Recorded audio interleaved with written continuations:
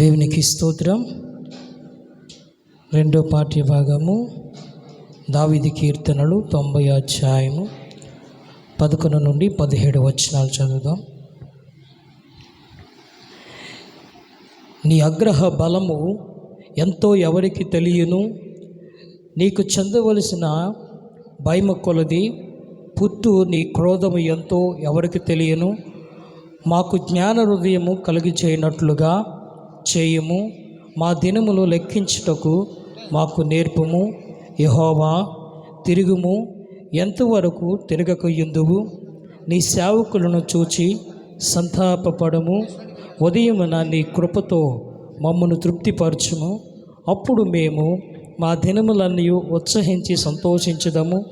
నీవు మమ్మను శ్రమపరిచిన దినమున కొలది మేము కీడును అనుభవించిన ఏండ్ల కొలది మమ్మను సంతోషపరచుము. నీ సేవకులకు నీ కార్యము కనపరచుము. వారి కుమారులకు నీ ప్రభావము చూపింపుము. మా దేవుడైన యెహోవా ప్రసన్నత మా మీద నుండుగాక. మా చేతి పనిని మాకు స్థిరపరచుము. మా చేతి పనిని స్థిరపరచుము. దేవుడి వాక్యము దీవించునుగాక.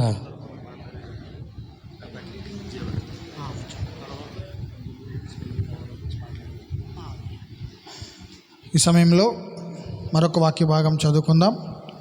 మొదటి దశలోనికీలకు రాసిన పత్రిక 4వ అధ్యాయము 13 నుంచి 17 వచనాలు మన మధ్య ఉన్న దైవజనులు రెవరెండ్ ఇమానియల్ గారు చదివి వినిపిస్తారు. ప్రథమ జ్ఞాపకార్థ కూడిక కొరకు ఏర్పాటు చేసిన లేఖన భాగము 3వ ప్రతిగా మొదటి దశలోనికీలకు పౌలు గారు రాసిన పత్రిక 4వ అధ్యాయము 13 నుండి 18 వచనాలు ఈ రీతిగా వ్రాయబడి ఉన్నవి. సహోదరులారా, నిరీక్షణ లేని ఇతరుల వలె మీరు దుఃఖపడకుండు నిమిత్తము నిద్రించుచున్న వారిని గూర్చి మీకు తెలియకుండుట మాకిష్టము లేదు. యేసు మృతి పొంది తిరిగి లేచెనని మనము నమ్మిన ఎడల అదే ప్రకారము యేసునందు నిద్రించిన వారిని దేవుడు ఆయనతో కూడా వెంట పెట్టుకొని వచ్చును. మేము ప్రభువు మాటను బట్టి మీతో చెప్పున్నదేమనగా, ప్రభువు రాకడ వరకు సజీవులమై నిలిచియుండు మనము నిద్రించిన వారి కంటే ముందుగా ఆయన సన్నిధి చేరము.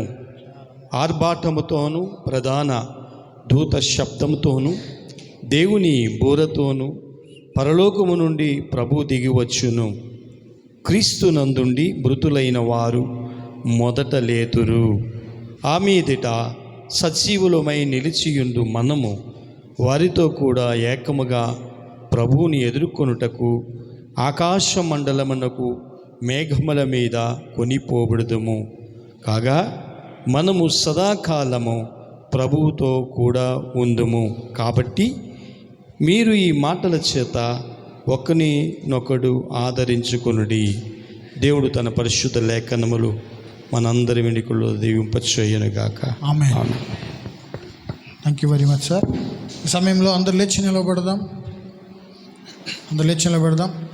సమయానుకూలంగా మనం వెళ్ళాలి కనుక ఆరాధనలో మనం పాల్గొందాం. ప్రభువుని ఆరాధిద్దాం అందరం కలిసి. వెనకాల కూర్చున్న వారు ముందుకు వచ్చి కూర్చుంటే, లేటుగా వచ్చిన వాళ్ళు వెనక నుండి వచ్చి కూర్చుంటారు. కనుక ఈ ముందుకు వచ్చి, అమ్మ మీ ముగ్గురు ముందుకు రండి. అదే దేవుడికి వదిలేసారు ఏంటి? రండి కూర్చో. అలా ఎవరు రారు, కూర్చో. అందరు ముందుకు రండి. ఏమన్నా బ్లెస్ ముందుకు రావాలి, ముందుకు రండి. మీ ముందుకు వచ్చి ఖాళీ కనిపించకూడదు, రావాలి అందరు ముందుకి.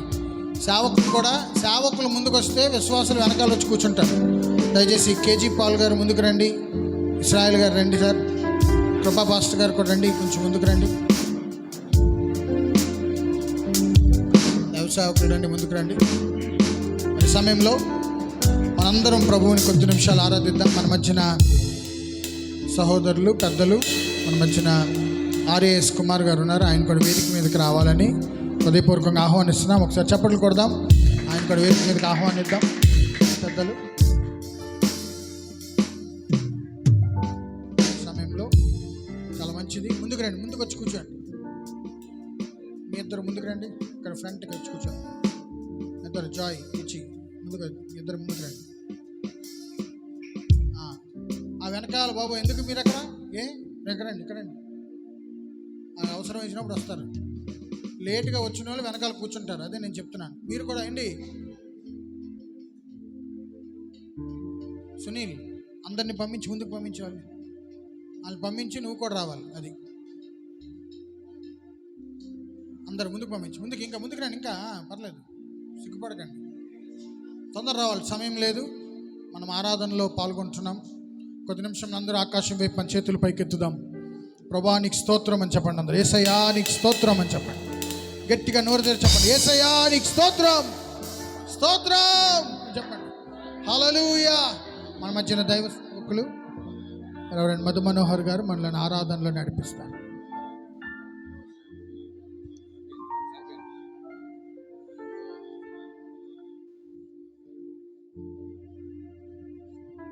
Praise the Lord. హల్లెలూయా, స్తోత్రం. హల్లెలూయా. అందరం కొద్ది నిమిషాల ప్రభువు నామాన్ని కనపరిచి రెండు చేతులు పైకెత్తి ఒక్కసారి స్వరమెత్తి ప్రభుని కనపరుద్దాం. హల్లెలూయా, హల్లెలూయా, హల్లెలూయా. గట్టిగా హల్లెలూయా, హల్లెలూయా, హల్లెలూయా, హల్లెలూయా. బిగ్గరగా స్తోత్రం, స్తోత్రం, స్తోత్రం, స్తోత్రం. చప్పట్లు కొడదాం గట్టిగా ఒకసారి. హల్లెలూయా, హల్లెలూయా, హల్లెలూయా, హల్లెలూయా. నా స్తుతి పాత్రుడేసి, నా స్తుతి పాత్రుడా నా యేసయ్యా, నా ఆరాధనకు నీవే యోగ్యుడవయ్యా, నా ఆరాధనకు నీవే యోగ్యుడవయ్యా, నా స్తుతి పాత్రుడా నా యేసయ్యా, నా ఆరాధనకు నీవే యోగ్యుడవయ్యా, నా ఆరాధనకు నీవే యోగ్యుడవయ్యా, నా స్తుతి పాత్రుడా నా యేసయ్యా. ఆమేన్. అందరం కలిసి నీ వాక్యమైన భరోసా దేవా, నీ వాక్యమే నా పాదములు దేవుని దేవాన్ని కలిసి పాడదాం. ఆమేన్.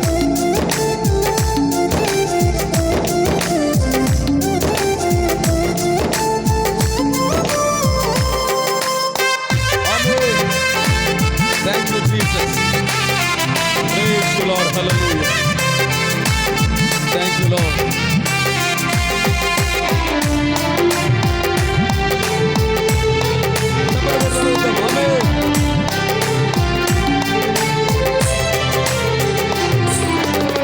నీ వాక్యమే నా పరవశము, నీ వాక్యమే నా ఆత్మకు ఆహారము, నీ వాక్యమే నా పరవశము, నీ వాక్యమే నా ఆత్మకు ఆహారము, నీ వాక్యమే నా పాదములకు దీపము, నీ వాక్యమే నా పాదములకు దీపము, నీ వాక్యమే నా పాదములకు దీపము, నా స్తుతి పాత్రుడా నా యేసయ్యా, నా ఆరాధనకు నీవే యోగ్యుడవయ్యా, నా ఆరాధనకు నీవే యోగ్యుడవయ్యా, నా స్తుతి పాత్రుడా నా యేసయ్యా.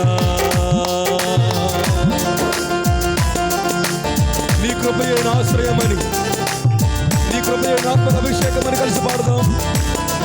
ఈ ఉదయ కాలము ఈ కూడికలో మనందరితో మాట్లాడినట్లుగా ఏక మనసుతో ప్రమాణం చేతపడారా. ఆమేన్.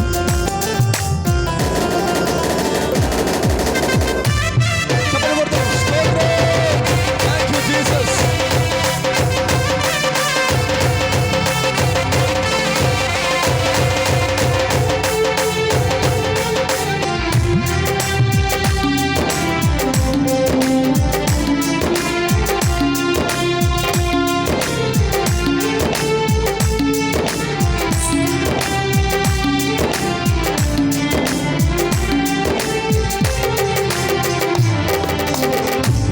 కృపయే నా ఆశ్రయము, నీ కృపయే నా ఆత్మకు అభిషేకము, నీ కృపయే నా ఆశ్రయము, నీ కృపయే నా ఆత్మకు అభిషేకము, నీ కృపయే నా జీవన ఆధారము, నీ కృపయే నా జీవన ఆధారము, నీ కృపయే నా జీవన ఆధారము. నా స్తుతి పాత్రుడా యేసయ్యా, నా ఆరాధనకు నీవే యోగ్యుడయ్యా, నా ఆరాధనకు నీవే యోగ్యుడయ్యా. మా స్తుతి పాత్రుడా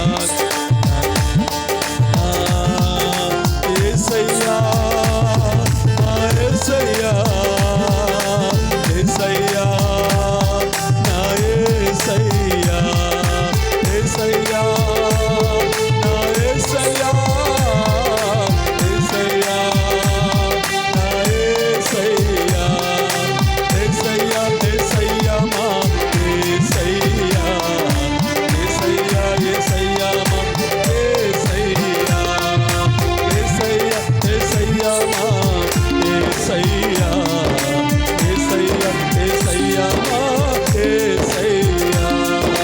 నీవే నీవే నా అతిశయం పరవశము, నీవే నీవే నా ఆనందము, నీవే నీవే నా ఆశ్రయము, నీవే నీవే నా ఆలోచన, నీవే నీవే నా ప్రాకారము, నీవే నీవే నా ప్రాక అభిషేకము, నీవే నీవే నా అభిషేక ఆరాధన, నీవే నీవే యేసయ్యా, యేసయ్యా, మా యేసయ్యా, యేసయ్యా, మా యేసయ్యా, యేసయ్యా, యేసయ్యా, యేసయ్యా.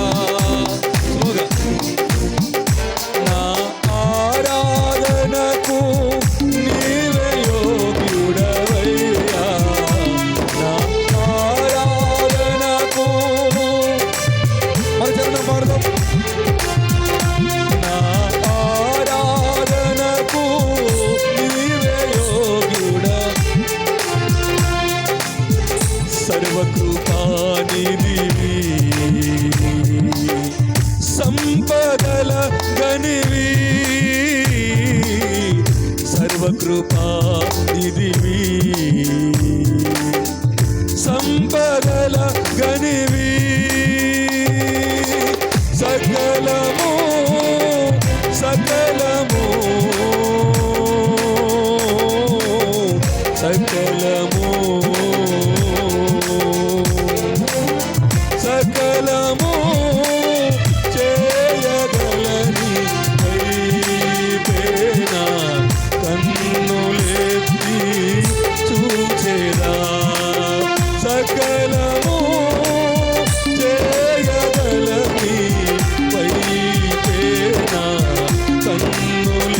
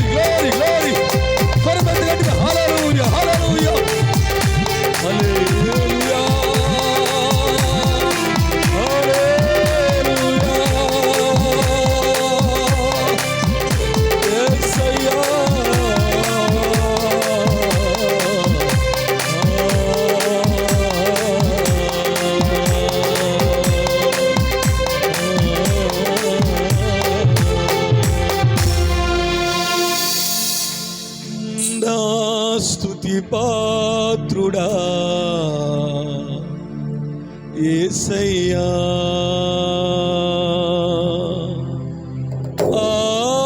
ఆరాధనకు నీవే యోగ్యుడవయ్యా, నా స్తుతి పాత్రుడా నా యేసయ్యా. అందరం ఒకసారి గట్టిగా పడదాం, ప్రభునామాన్ని కనపడదాం. హల్లెలూయా, హల్లెలూయా, దగ్గరగా హల్లెలూయా.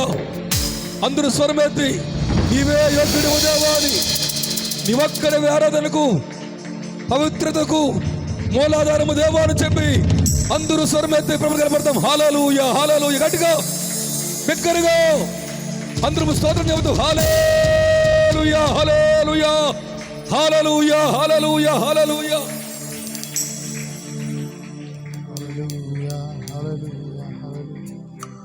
మన వచ్చిన దైవ సేవకులు రెవరెండ్ సాల్మన్ రాజు గారు ఉన్నారు. దైవ సేవకుల ముందుకు వచ్చి ప్రార్థన చేస్తారు. ఆరాధన నిమిత్తము ప్రార్థన చేస్తారు.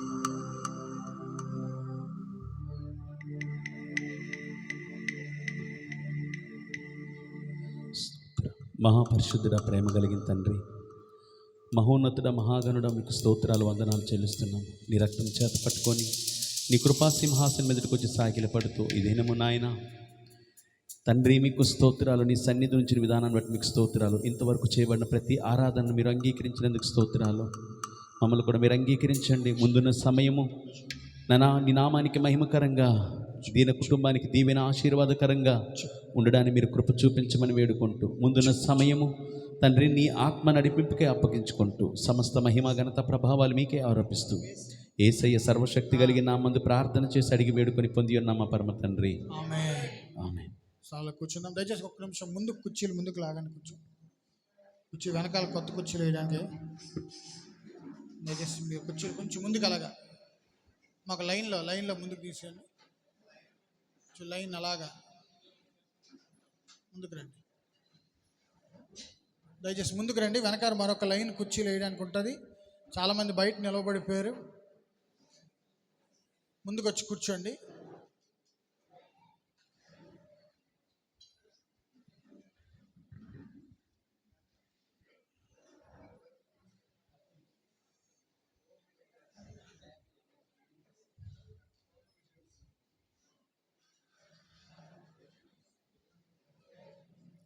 చాలామంది దైవజనులు ఉన్నారు. వేదిక మీద పిలవడానికి స్థలం లేదు. అయినప్పటికీ కూడా మీరు అర్థం చేసుకుంటారని నేను కోరుతున్నాను.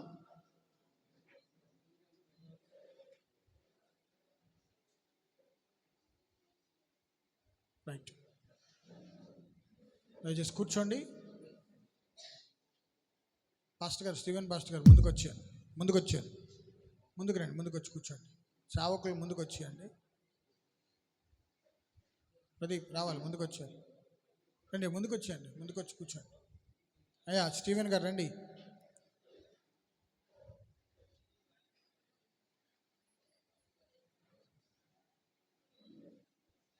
రైట్. మరి ఈ సమయంలో మన మధ్యన అనేక మంది దైవజనులు ఉన్నారు. కొద్ది నిమిషములు ఈ కుటుంబమునకు ఆదరణ కలిగించే మాటలు, తండ్రి గారిని జ్ఞాపకం చేసుకుంటూ కొన్ని మాటలను తెలియజేయాల్సిందిగా దైవ సేవకులు నేను ఆహ్వానిస్తున్నాను. మరి ఈ సమయంలో మొదటిదిగా మన మధ్యన కొద్ది మాటలను మనతో పంచుకోవడానికి దైవజనులు రెవరెండ్ ఆనందరావు గారు ఉన్నారు. వారికి ఈ సమయాన్ని నేను అప్పగిస్తున్నాను. మన దేవుని యొక్క మాటలతో కుటుంబములను కూడొచ్చిన వారిని హెచ్చరించవలసిందిగా ప్రభువుని బట్టి కోరుతున్నాను.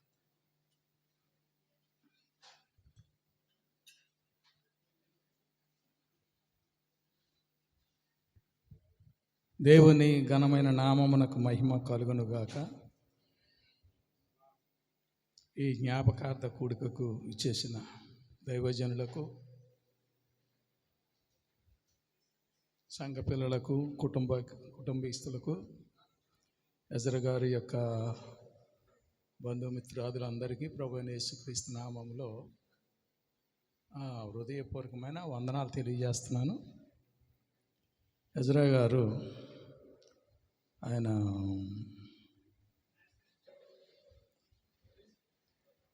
1979 నుంచి నాకు తెలుసు.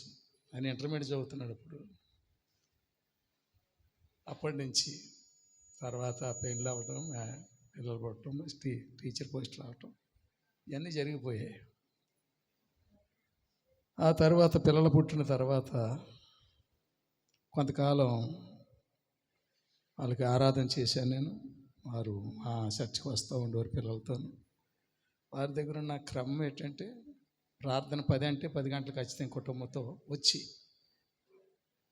ఆఖరి వరకు ఉండి ఒక క్రమాన్ని, ఒక దైవికమైన పద్ధతిలో ఆయన కుటుంబాన్ని నడిపించారు.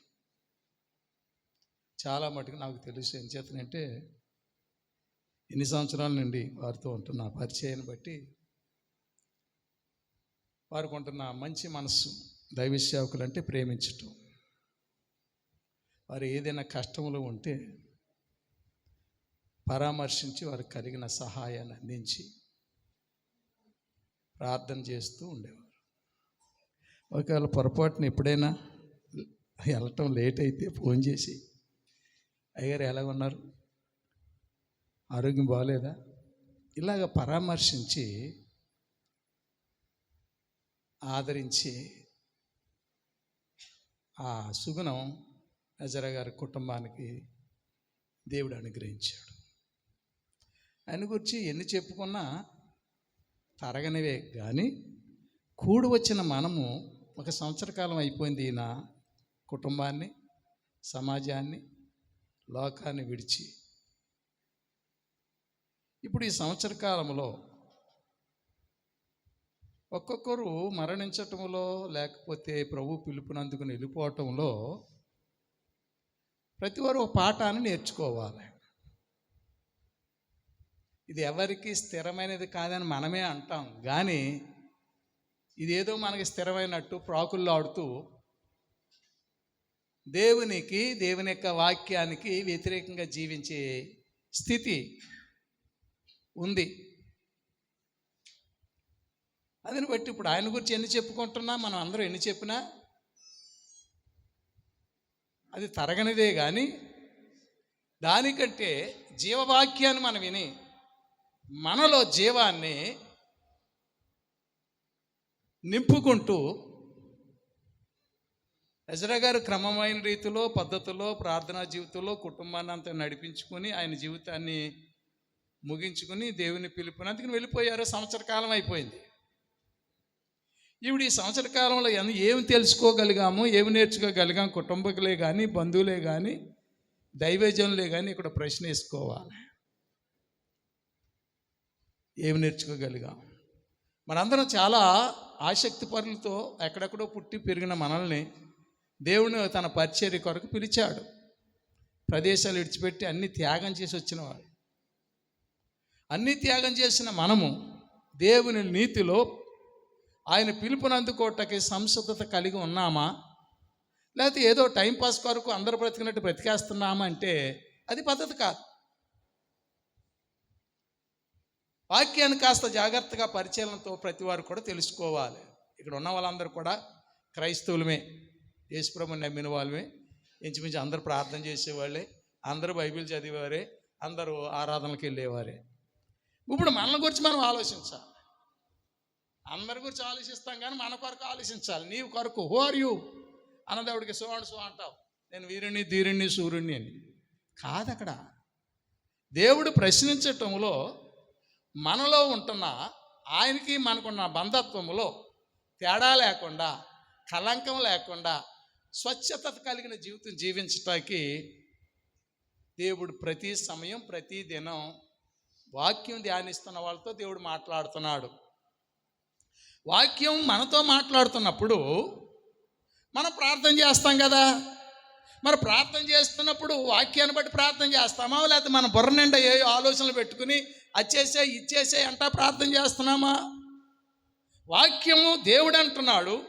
దేవుడు వాక్యమై ఉన్నప్పుడు దేవుని మాటను గౌరవించి ఆయన క్షేమం కోరేవాడు కనుక, తన పిల్లల భవిష్యత్తుని తీర్చిదిద్దేవాడు కనుక, వాళ్ళు వక్రంగా నడిస్తే సహించలేడు కనుక, నేను పరిశుద్ధుడు కనుక నా పిల్లలు కూడా పరిశుద్ధులుగా ఉండాలని ఆశించేవాడు కనుక ఆ వాక్యం చదవటమే కాదు, వాక్యం ఇలా చెప్తుంది కనుక ఇలాగనే ఆ జీవితాన్ని మలుచుకోవాలని మనం అలవర్చుకోగలిగితే ప్రభుకి మనకున్న బంధం తెగిపోకుండా ఉంటుంది. Praise the Lord. నేను ఒక వాక్యం జ్ఞాపకం చేస్తాను.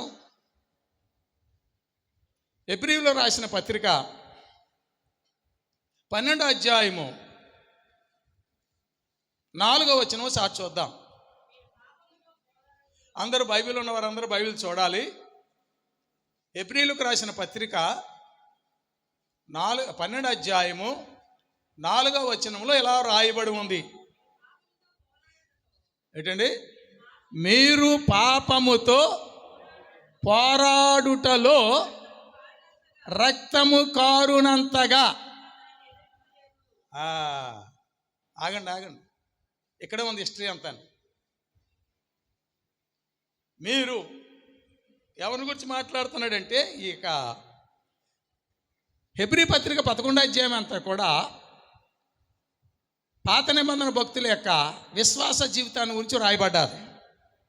12వ అధ్యాయం స్టార్టింగ్లోనూ ఎంత గొప్ప సాక్షి సమూహములను ఆవరించి ఉండను అని అక్కడ యాడ్ చేస్తున్నాడు.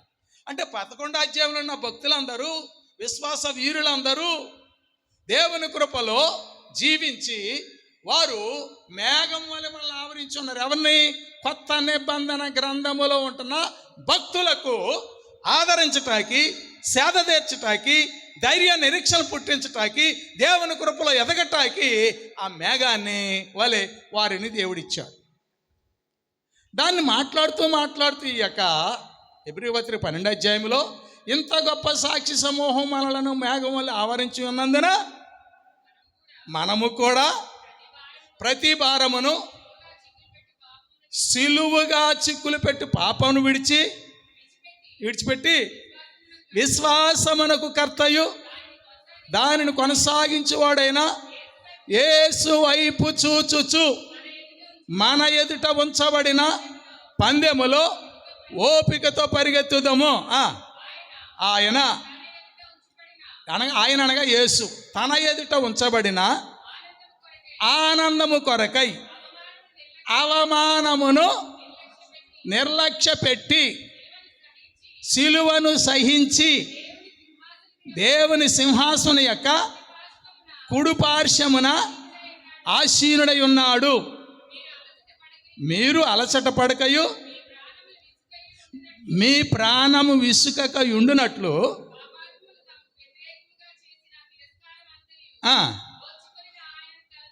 ఓర్చుకొనిన ఆయనను తలంచుకొనుడి అంటూ, మీరు పాపముతో పోరాడుటలో రక్తము కారునంతగా ఇంకా దానిని. Praise the Lord. ఇప్పుడు మనందరము కూడా ప్రభు మహిమలోకి వెళ్ళాలి అంటే మనలో ఉన్న పాపాన్ని మనం జయించాలి. మనలో పాపం ఎక్కడుంది? ఎవరు చెప్తారు? పాపం ఎక్కడుంది? అక్కడ అంటాడు, పాపం అనేది రక్తంలో ఉంది. ఇప్పుడు మనం ప్రార్థన చేస్తున్న వాక్యం ద్వారా దేవుడు మాట్లాడుతున్నాడు. కానీ ఆ మాటలు పక్కకు పెట్టి మన యొక్క స్వలాభాల కొరకో, మన ఆశయాలు తీర్చుకోవటాకో, మన కోరికల కొరకే మనం ప్రార్థన చేస్తున్నాం. కానీ ఆ ప్రార్థన ఏమన్నాడంటే, మనలో ఉన్న మాలిన్యాన్ని, మనలో ఉన్న చెడుగుని ఆయన ఎత్తు చూపుతున్నాడు కనుక అది చెమట రూపంలో బయటికి మలినం ఎలాగొస్తుందో వ్యాయామం ద్వారా, ఆయా కష్టపడి పనుడు చేయడం ద్వారా చెమట పట్టి మనుషుడికి ఆ లోపల ఉంటున్న రక్తంలో ఉంటున్న మాలిన్యము బయటకు వస్తుంది చెమట రూపంలోను. ఇప్పుడు యేసుక్రీస్తును విశ్వసించిన మనకి యేసుక్రీస్తు గెత్సేమనే తోటలో చెమట బిందువు భూమి మీద కారునంతగా ఆయన ప్రార్థన చేసినట్టు ఉంది. ఇప్పుడు మన ప్రార్థన చేస్తూ మనలో ఉంటున్న చెడుగుని విసర్జించాలి. ఎక్కడుంది చెడుగు? పాపం ఎక్కడుందండి? రక్తములో ఉంది. ఒక ఉదాహరణ చెప్తాను. మన బజార్లో చేప కొనుక్కుంటాం. చేప ఎక్కడ పెరిగింది? నీటిలో పెరిగింది. నీటిలో పెరిగిన చేపను కొనుక్కుని తెచ్చుకుని దాన్ని ఏం చేస్తాం? ఏకతోకాన్ని తీసేసి రాయి మీద పామి దాని బొచ్చంతా తీసి దాన్ని బాగా నీళ్ళతోనే కడుగుతాం.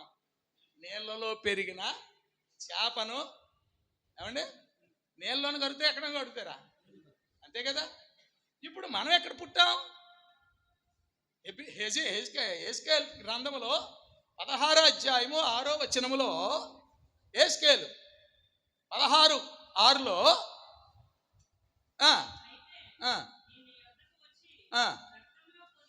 రక్తములో పొర్లుచున్న నిన్ను చూచి రక్తములో బ్రతిక ఉన్న నీవు బ్రతకమని నీతో చెప్పి తిని నీవు రక్తములో పొర్లు ఉన్నను బ్రతకమని నీతో చెప్పి తిని. చాలండి. బ్రతకమని నీతో చెప్పి తిని. ఎక్కడ ఉన్నాడు ఈ మనిషి? పుట్టినోడు ఎక్కడ పుట్టాడు? రక్తంలో పుట్టాడు.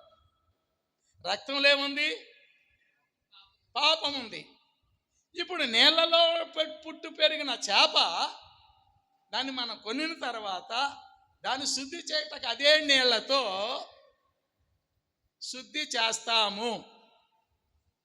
అలాగే రక్తంలో పుట్టిన మనము రక్తం ద్వారా శుద్ధి అవ్వాలి. రుదరభషందరసి రక్తం ద్వారా శుద్ధి అవ్వాలి. యేసుక్రీస్తు శిలువలో ఎందుకు కార్చాడు రక్తం అంటే మన రక్తాన్ని శుద్ధి చేయటానికి. ఆయన అరికాళ్ళు మొదలుకొని నడినెత్తి వరకు కూడా మానవుడికి స్వస్థత కొంచెమైనా లేదు, గాయములు మాన్పబడలేదు, కట్లు కట్టబడలేదని యెషయా ప్రవక్తిస్తాడు. ఇప్పుడు దాన్ని బాగు చేయటానికి యేసుక్రీస్తు అని పేరుతో దేవుడు భూమి మీదకు వచ్చి ఆయన అరికాళ్ళు మొదలుకొని నడినెత్తి వరకు కూడా గాయపరచబడి ఆయన రక్తాన్ని భూమి మీద ఒలకబోశాడు. ఇప్పుడు ఆ రక్తము మన మధ్యన స్రవిస్తుంది. ఎలా? వాక్య రూపములో. రక్తంలో ఏముంది? జీవం ఉంది. ఆ జీవానికి మాట్లాడే శక్తి ఉంది. హేబేలు చంపేస్తే కయ్యను తండ్రి అన్యాయంగా నా అన్న నన్ను చంపేశాడని హేబేలు యొక్క రక్తం నేలలో నుండి దేవుడికి మొరపెట్టింది. అంటే రక్తానికి మాట్లాడే శక్తి ఉంది. అదే రక్తం శిలువలో యేసుక్రీస్తు కాచిన రక్తం భూమండలంలో ఉన్న మానవులందరినీ విమోచించుటకి ఇప్పటివరకు కూడా రక్తము స్రవిస్తూనే ఉంది. అయితే ఈ దినం ఆ రక్తం మన చేతిలోనికి వాక్యం రూపంలో ఉంది. వాక్యమే దేవుడు, వాక్యమే జీవం, జీవమే రక్తం.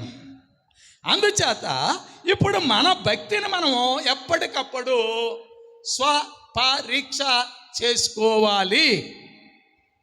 ఎజరా గారు వెళ్ళిపోయి రాని గురించి అని చెప్పుకున్నా అది మిగిలిపోతుంది. కానీ వచ్చిన నీవు నేను ప్రభు పాదాల దగ్గరకు వచ్చిన మనము ఇక్కడ వాక్యం ఏం చెప్తుంది? మీరు పాపముతో పోరాడునంతగా ఏంటండి ఆ మాట? పాపముతో పోరాడుటలో రక్తము కారినంతగా. రక్తము ఇప్పుడు ఏమవ్వాలి? మన రక్తంలో పాపం ఉంది. కక్షలు, క్రోధాలు, ద్వేషాలు, ఈర్ష్యలు, మోస, వ్యాస, భాషలన్నీ రక్తంలోనే ఉన్నాయి. ఇవన్నీ దేవునిలో లేవు. యేసుక్రీస్తులో ఏ కళంకం లేదు కనుక మనము కళంకం లేనిగా ఉండాలి అంటే ఆయన కార్చిన రక్తం ద్వారానే మనము శుద్ధి అవ్వాలి. ఆ శుద్ధి అవ్వటాకే వాక్యాన్ని మనకి ఇచ్చి ఆ వాక్యంలో నుండి మనతో ముచ్చటిస్తుంటున్నాడు. యేసుక్రీస్తు ప్రభువారు మాట అన్నారు. లూకా శుభవార్త 19వ అధ్యాయము 27వ వచనం ఒకసారి చూద్దాం. లూకా 19:27.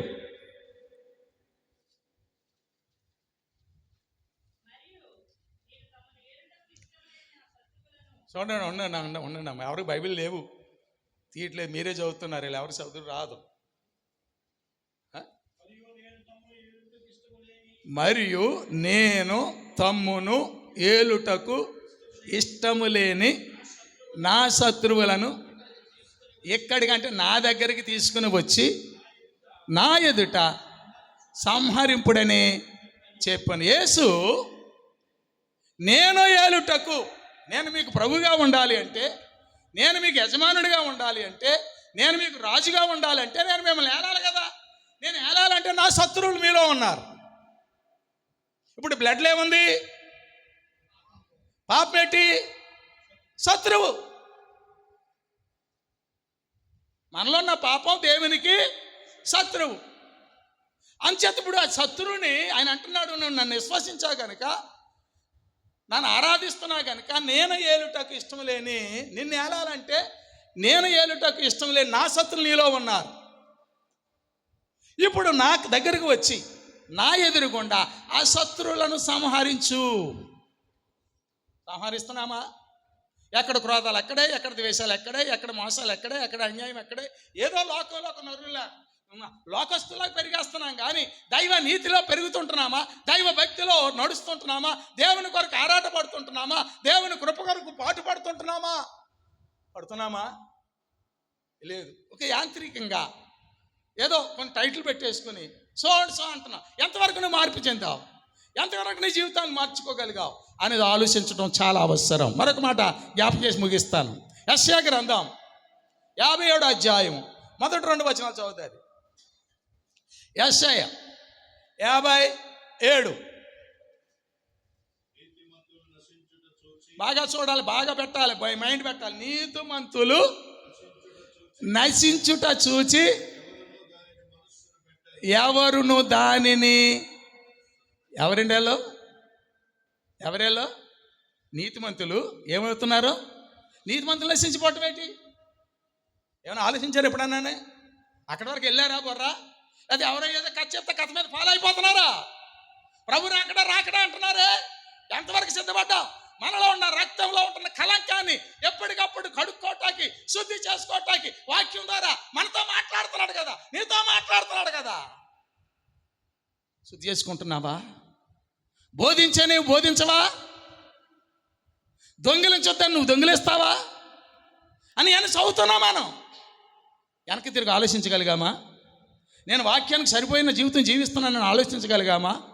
ఈ దినం ఈ యొక్క ఎజ్రా గారి యొక్క జ్ఞాపకార్థ కూడికలో నీవేటో నువ్వు జ్ఞాపకం చేసుకోవాలి. నీ స్థితి ఏటో ఒకసారి జ్ఞాపకం చేసుకో. ఎక్కడికి వెళ్తూ వచ్చాం, ఏదో మంచి భోజనం పెడతా, తింటాం, వెళ్ళిపోతాం. ఇది కాదు ఇక్కడ.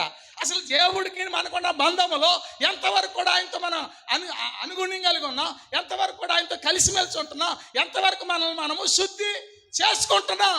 దేవుడు పరిశుద్ధుడు కనుక నేను పరిశుద్ధుడిగా ఉండాలని మాట అంటున్నాం, కానీ పరిశుద్ధంగా అవుతున్నామా?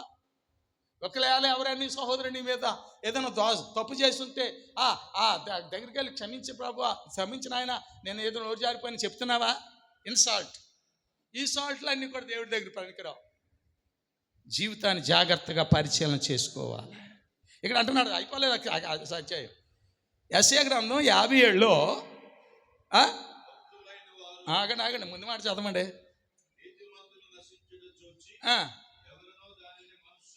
ఆగండి, మనసు పెట్టరట. నీతి మనిషిని నశించిపోతే ఎవరికి తేలదట. ఎందుకు చెప్తారంటే వాళ్ళు నీతి మనిషి బ్యానర్ మీద ఉన్నారు. వాళ్ళు నాశనం వెళ్ళిపోతున్నారు, ఎవరికి తేలదు. జీసస్ వచ్చి అంటాడు 99 మంది నీతిమంతుల కంటే, అంటే మారు మనసు అక్కర్లేని 99 మంది నీతిమంతుల కంటే ఒక పాపి పశ్చాత్తాపడితే పరలోకంలో వాడికి ప్రథమ స్థానం దొరుకుతుంది అన్నాడు. అంటే ఈ 99 మంది నీతిమంతుల బ్యానర్లో ఉన్నారు, కానీ వాళ్ళు మారు మనసు పొందిన వారు. అంటే అందరూ ఏమైనట్టు? వాళ్ళు ఆ పనులు చేసి ఈ పనులు చేసి పేర్లు తెచ్చుకుని ఆది తెచ్చుకుని నశించిపోతున్నారు. నీతిమంతులు నశించిపోవుట ఎవరు మనసును పెట్టరు. ఆయన మంచి పని చేశారండి, ఆయన భోజనాలు పెట్టారండి, ఆయన బట్టలు ఇచ్చారండి. ఇవన్నీ మన ప్రజలకు సరిపోయిన కార్యాలు. కానీ మారు మనసు పొందారా? వాక్యానికి చోటు ఇచ్చారా? మారు మనసు పొందిన వారితోనే వాక్యము ఇంక్లూడ్ అయి ఉంటుంది. వాక్యంలోనే జీవం దొరుకుతుంది, వాక్యంలో బలం దొరుకుతుంది, వాక్యంలో ఆత్మీయత దొరుకుతుంది. వాక్యం లేకపోతే, ఆ మారు మనసు పొందకపోతే వాక్యాలు ఎన్ని చదువుతున్నా, అక్షరాలే చదువుతున్నాం, కానీ అందులో ఉన్న జీవాన్ని మాత్రము మనం పొందలేకపోతాం. అందుకే ఇక్కడ అంటున్నాడు, నీతిమంతులు నశించుట ఎవరును మనసు పెట్టరు. ప్రభు అంటాడు, నశించిన దానిని వెదకి రక్షించుటకు వచ్చాడు ఆయన. మన నీతిమంతులు బ్యానర్లో ఉండిపోయి నశించిపోతున్నామేమో మారు మనసు పొందకుండానే. అంటే కిందకి చదవండి, కానీ కిందకి చదవండి. భక్తులైన వారు తీసుకొని పోబడుతున్నారు. చూడండి, ఇక్కడ కీడు చూడకుండా నీతిమంతులు గమనించాలి. అక్కడ నీతిమంతులేమో నశించిపోతున్నారు అన్నాడు, ఇక్కడేమో నీతిమంతులు కొనుపోబడుతున్నారు అన్నాడు. రెండింటికి అర్థం ఇక్కడ చెప్పాడు. మారు మనసు లేని వారేమో నశించిపోతున్నారు, మారు మనసు కలిగిన వారేమో కొనుపోబడుతున్నారు. ఏమైనా అర్థమైందా అయ్యలారు? ఏమైనా అర్థమైందా? మారు మనసు లేనివారు మేము నీతిమంతులని చెప్పుకుంటూ గొప్ప పనులు చేస్తూ నశించిపోతున్నారు. పునాదులు పాడైపోగా నీతిమంతులు ఏం చేయగలరు అంటాడు. ఆధ్యాత్మిక జీవితాన్ని నేర్పించేదే బైబిల్. లౌకిక సంబంధమైనవి రాజకీయపరమైనవి మాత్రము కానే కాదు, శరీర ఉద్రేకాలతో కూడినవి అసలు కానే కావు.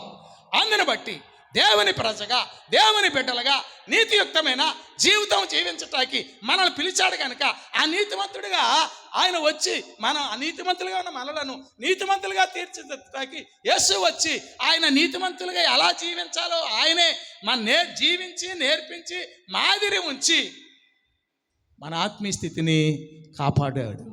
ఇప్పుడు మనం నీతిమంతులుగా పెరగాలి అంటే మన ఆత్మీయ స్థితిని ఎంతవరకు కూడా అలవర్చుకోవాలో యోచించాలి. కింద అంటాడు, కింద ఆ మాట కూడా ముగిస్తాను. అయ్యగారు వచ్చారు. ఎవరు నీతిమంతులు ఎక్కడికి వెళ్తున్నారు? అక్కడ నీతిమంతులేమో మారు మనసు లేని నీతిమంతులు అనుకున్న వారేమో నశించిపోతున్నారు, మారు మనసు పొందిన నీతిమంతులేమో విశ్రాంతిలో కొనుగోబడుతున్నారు. Full rest. ఇంకా కింద చదవండి అన్నమాట. తమకు సూటిగానున్న మనం ఇక్కడ ఆలోచించాలి. మనకి అయితే నాకు ఇలా కనపడ్డదండి, ఇది రైట్ అండి అని తనకు సూటిగా ఉన్న మార్గమున నడుచువారు తమ పరకాల మీద పడుండి అంతే అయిపోతున్నారు. గమ్యం లేని ఎరగని వాళ్ళు, నాకు దేవుడు ఎలా మాట్లాడాడండి, నాకు చెప్పాడండి అని ఇంకా వాక్యానికి కానీ ఆత్మకు కానీ దేవునికి చోటకుండా ముక్కు చూటుగా వెళ్ళిపోతున్నాం అనుకుంటూ గోతులో పడిపోయి విశ్రమిస్తున్నారు. టికెట్లు ఖాళీ అయిపోతున్నాయి. కనుక ఈ దినాన్ని ఈ యొక్క వాక్యాలను బట్టి ఒక్కసారి ఎవరికి వారే స్వపరీక్ష చేసుకోవాలి. యజరా గారిని జ్ఞాపకం చేసుకుంటూ ఆయన గురించి ఎన్ని చెప్పుకున్నా అసలు నిన్ను గురించి నువ్వేటో తెలుసుకోవాలంటే వాక్యం నీ కొరకు ఏం మాట్లాడుతుంది, వాక్యం మనల్ని ఎంతవరకు సరిదిద్దాకి వాక్యం మాట్లాడుతుంది ఎప్పుడైనా ఆలోచించగలిగామా? యోచించుదాం.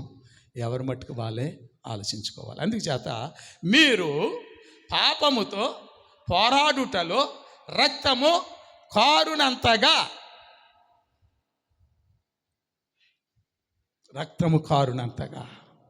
పాపం అనేది రక్తంలో ఉందని, రక్తంలో ఉన్న పాపం పోవాలి అంటే దేవుని యొక్క వాక్యపు వెలుగులో ప్రతి వారు కూడా శుద్ధి చేసుకోవాలని ఇదేనో ఈ మాటల ద్వారా కూడొచ్చిన మీ అందరికీ ప్రభుని బట్టి జ్ఞాపకం చేస్తుంటున్నాను.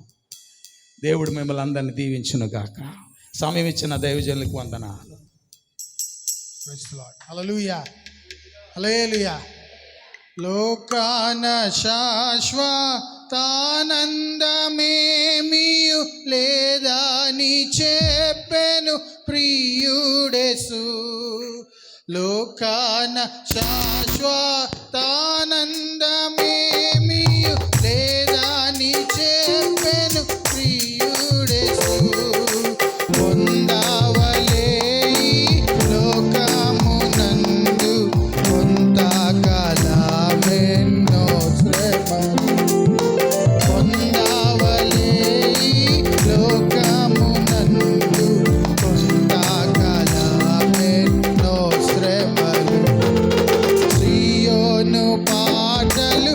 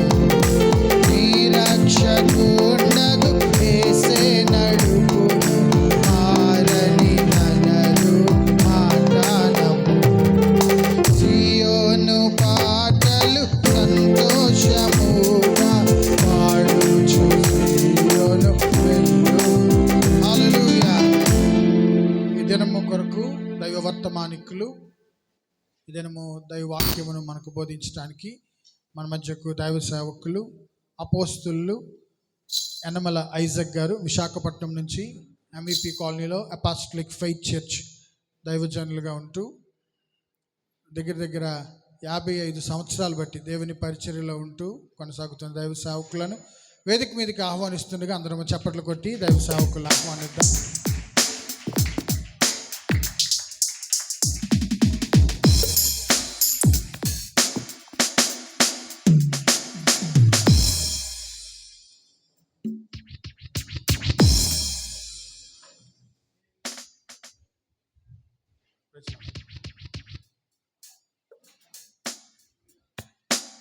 కూర్చుందాం, మన స్థలంలో కూర్చుందాం.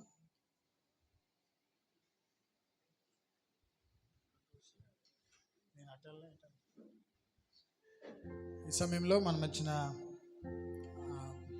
కొంతమంది దైవ సేవకులు ఉన్నారు. కొద్ది మాటలు గ్రీటింగ్స్ తెలియజేయాల్సిందిగా సమయానుకూలంగా క్లుప్తంగా ఆదరణ మాటలు కుటుంబంకు తెలియజేయాల్సింది కూడా మన మధ్యన రెవరెండ్ ఆనంద్ గారు ఉన్నారు, ఆనంద్ బాబు గారు ఉన్నారు. ఒక 2 మాటలు ఆనంద్ బాబు గారు తెలియజేయాల్సి లేదండి, నేను చెప్పండి. దేవుని పరిశుద్ధమైన ఘనమైన నామమునకు మహిమ కలుగునగాక. ఈనాటి ఆదరణ కొడుకు విచ్చేసిన అభిషేకులు అపోస్తులు యనమల ఐజక్ గారికి హృదయపూర్వకమైన వందనాలు తెలియజేస్తున్నాను. మరి సీనియర్ సేవకులు అభిషక్తులు ఆనందరావు గారికి కూడా హృదయపూర్వకమైన వందనాలు తెలియజేస్తున్నాను. చక్కటి సందేశం మనకు అందించారు. అలాగే వేదిక మీద ఉన్న అభిషక్తులందరికీ సేవకులందరికీ నాతోటి జత పనివారైన సేవకులకు సంఘానికి హృదయపూర్వకమైన వందనాలు తెలియజేస్తున్నాను. అజరా మాస్టర్ గారు విడిచి వెళ్ళిన కుటుంబానికి, ముఖ్యంగా అమ్మగారికి, వారి బిడ్డలకు, దైవ సేవకులు కరుణ గారికి హృదయపూర్వకమైన వందనాలు. మంచి విషయాలు మనం ఇంతవరకు అయ్యగారు చెప్పగా విన్నాం. పెద్ద అయ్యగారు వచ్చిన తర్వాత మనం మాట్లాడటానికి ఏమీ లేవు, మాట్లాడకూడదు. వారి ముందు ఆ ధైర్యం కూడా నాకు లేదు. ఏదేమైనా ఒక మంచి పేరు సంపాదించుకొని సంఘములో, సమాజంలో అజరా మాస్టర్ గారు దేవుని మహిమ కొరకు వారు బ్రతికారు. అనేకులకు ఆదర్శంగా వారు బ్రతికారు. జీవం గల దేవుని నామ మహిమార్థమే విలువైన రక్షణలో కొనసాగుతూ మంచి సేవ చేశారు. స్తోత్రం చెప్దామా? ఒక దైవ సేవకుని వల్లే అయ్యగారు చెప్పారు కదా, వారిలో ఒక క్రమాన్ని చూశాను అన్నారు. ఎన్ని గంటలకి ఆరాధన అంటే అన్ని గంటలకి వారు రావటం, ముగించేంత వరకు వారు నిలవటం, దేవుని సన్నిధిలో వారికి ఉన్న ఆసక్తిని వారు ఆ విధంగా కనుపరుస్తూ వచ్చేవారు. మరి ఈరోజు మనం వారి గురించి చెప్పుకునే విధముగా వారు బ్రతికారు. 119వ కీర్తనలో 37వ చరణంలో 137వ చరణంలో ఒక మాట ఉంది. నీతిమంతులను జ్ఞాపకం చేసుకున్నట ఆశీర్వాదకరము అని సామెతల గ్రంథకర్త 10:7 రాయబడినట్లుగా ఎవరు ఆ నీతిమంతులు, ఎవరిని జ్ఞాపకం చేసుకుంటే ఆశ్రదింపబడతాము అంటే కీర్తనకారుడు అంటున్నాడు 119, 137లో చదువుతారా? యెహోవా నీవు నీతిమంతుడవు, నీ న్యాయ విధులు యథార్థములు. ఎవరు నీతిమంతులు? యెహోవా నీవు నీతిమంతుడవు, నీ న్యాయ విధులు యథార్థమైనవి. మనల్ని సృజించిన దేవుణ్ణి మనం జ్ఞాపకం చేసుకునటం, ఆ దేవాది దేవుణ్ణి మహిమపరచటం, ఆరాధించటం మనకి ఆశీర్వాదకరం.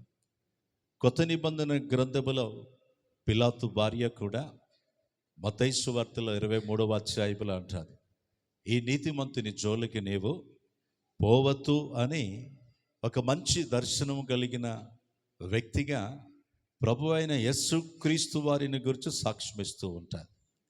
అదే రీతిగా మనం లూకా సువార్తలో చూడగలిగితే పిలాతు తీర్పు తీర్చినప్పుడు ఎవరిని విడుదల చేయాలి, ఎవరిని రిలీజ్ చేయాలి, బర్నబానా లేక ఈ యేసునా అంటే అక్కడ రాయబడిన మాట కూడా చూస్తున్నాం. ఈయనలో ఏ నేరమనో ఏ తప్పితమనో లేదు, ఈయన నీతిమంతుడు అని ఆ వ్యక్తి సాక్ష్యం ఇవ్వటం మనం చూస్తున్నాం. చేతులు పైకెత్తి ప్రభుని స్తుతిద్దాం. ఆ రీతిగా ఇందాక అయ్యగారు 57వ అధ్యాయంలో చెప్పినట్లు నీతిమంతునిగా బ్రతికి ఇప్పుడు నిత్య విశ్రాంతిలోనికి ఎజ్రా మాస్టర్ గారు కొనిపోబడ్డారు. స్తోత్రం చెప్దామా?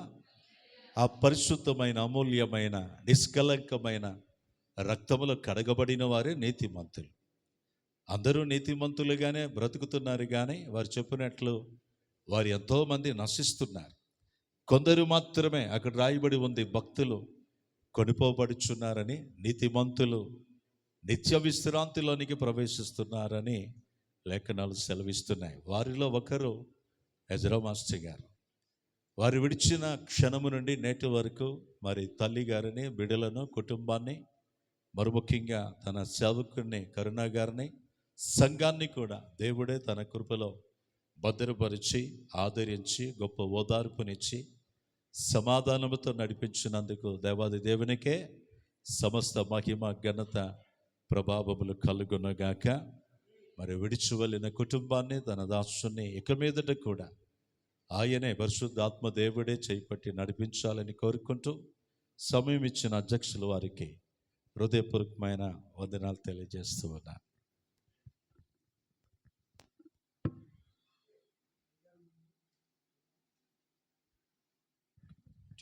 హల్లెలూయా.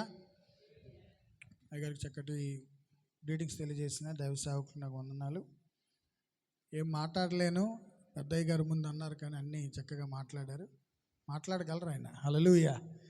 మరి సమయంలో మన మధ్యన బిషప్ కౌన్సిల్ ప్రెసిడెంట్గా ఉంటున్న దైవ సేవకులు, అదేవిధంగా బాప్టిస్ట్ చర్చెస్ కూడా చక్కగా ముందుకు నడిపిస్తూ ఆ బాప్టిస్ట్ చర్చెస్కి లీడర్గా ఉంటున్న దైవ సేవకులు రెవరెండ్ ఎజ్జల బాలరాజు గారు ఉన్నారు.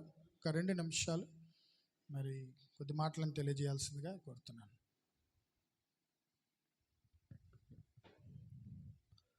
ఈ యొక్క సమయాన్ని ఇచ్చిన సభాధ్యక్షుల వారికి, వేదిక మీద ఉన్న అభిషక్తులందరికీ, దైవజనులకు, కుటుంబ సభ్యులకు ప్రభు అయిన యేసుక్రీస్తు నామములో శుభవందనములు. ఒకసారి మనందరం గట్టిగా చప్పట్లు కొట్టి ప్రభువుని కనపడదాం. గట్టిగా. మన మాస్టర్ గారి విషయంలో, ఎజ్రా మాస్టర్ గారి విషయంలో ఇక్కడ మనం కూడుకున్నాం. ఒక సంతోషించాలండి, ఎందుకంటే ఆయన ప్రభువు దగ్గర ఉన్నారు. చేతుల పైకెత్తి ప్రభువుని కనపడదాం. చెప్పండి, గట్టిగా చెబుదాం. ఎందుకంటే ఇక్కడ చాలామంది అభిషక్తులు ఉన్నారు కనుక వారి సాక్ష్యాన్ని గురించి మన ప్రియులు దైవజనులు చాలామంది చెప్పారు. వారి కుటుంబ సభ్యుల నిమిత్తము, సంఘము నిమిత్తము, వారి బిడ్డల నిమిత్తము, నా తమ్ముడు కరుణ ఈ రీతిగా ఏ రీతిగా సేవలో ఉన్నాడో ఆయన విధానము వారి తండ్రి గారి యొక్క పెంపకమే. అందుని బట్టి నేను ప్రభువుని కనపరుస్తున్నాను. ఆ కుటుంబానికి, విడబడిన సంఘాన్ని రాబోయే దినాల్లో ప్రభు బలపరిచి నడిపించునుగాక.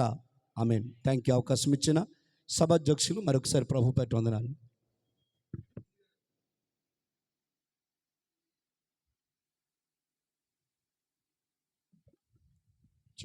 హల్లెలూయా. అదేవిధంగా మనం వచ్చిన సహోదరులు ఆర్ఎస్ కుమార్ గారు ఉన్నారు. మరి అంకుల్తో ఉన్న పరిచయాన్ని బట్టి కొద్ది మాటలను తెలియజేయవలసింది.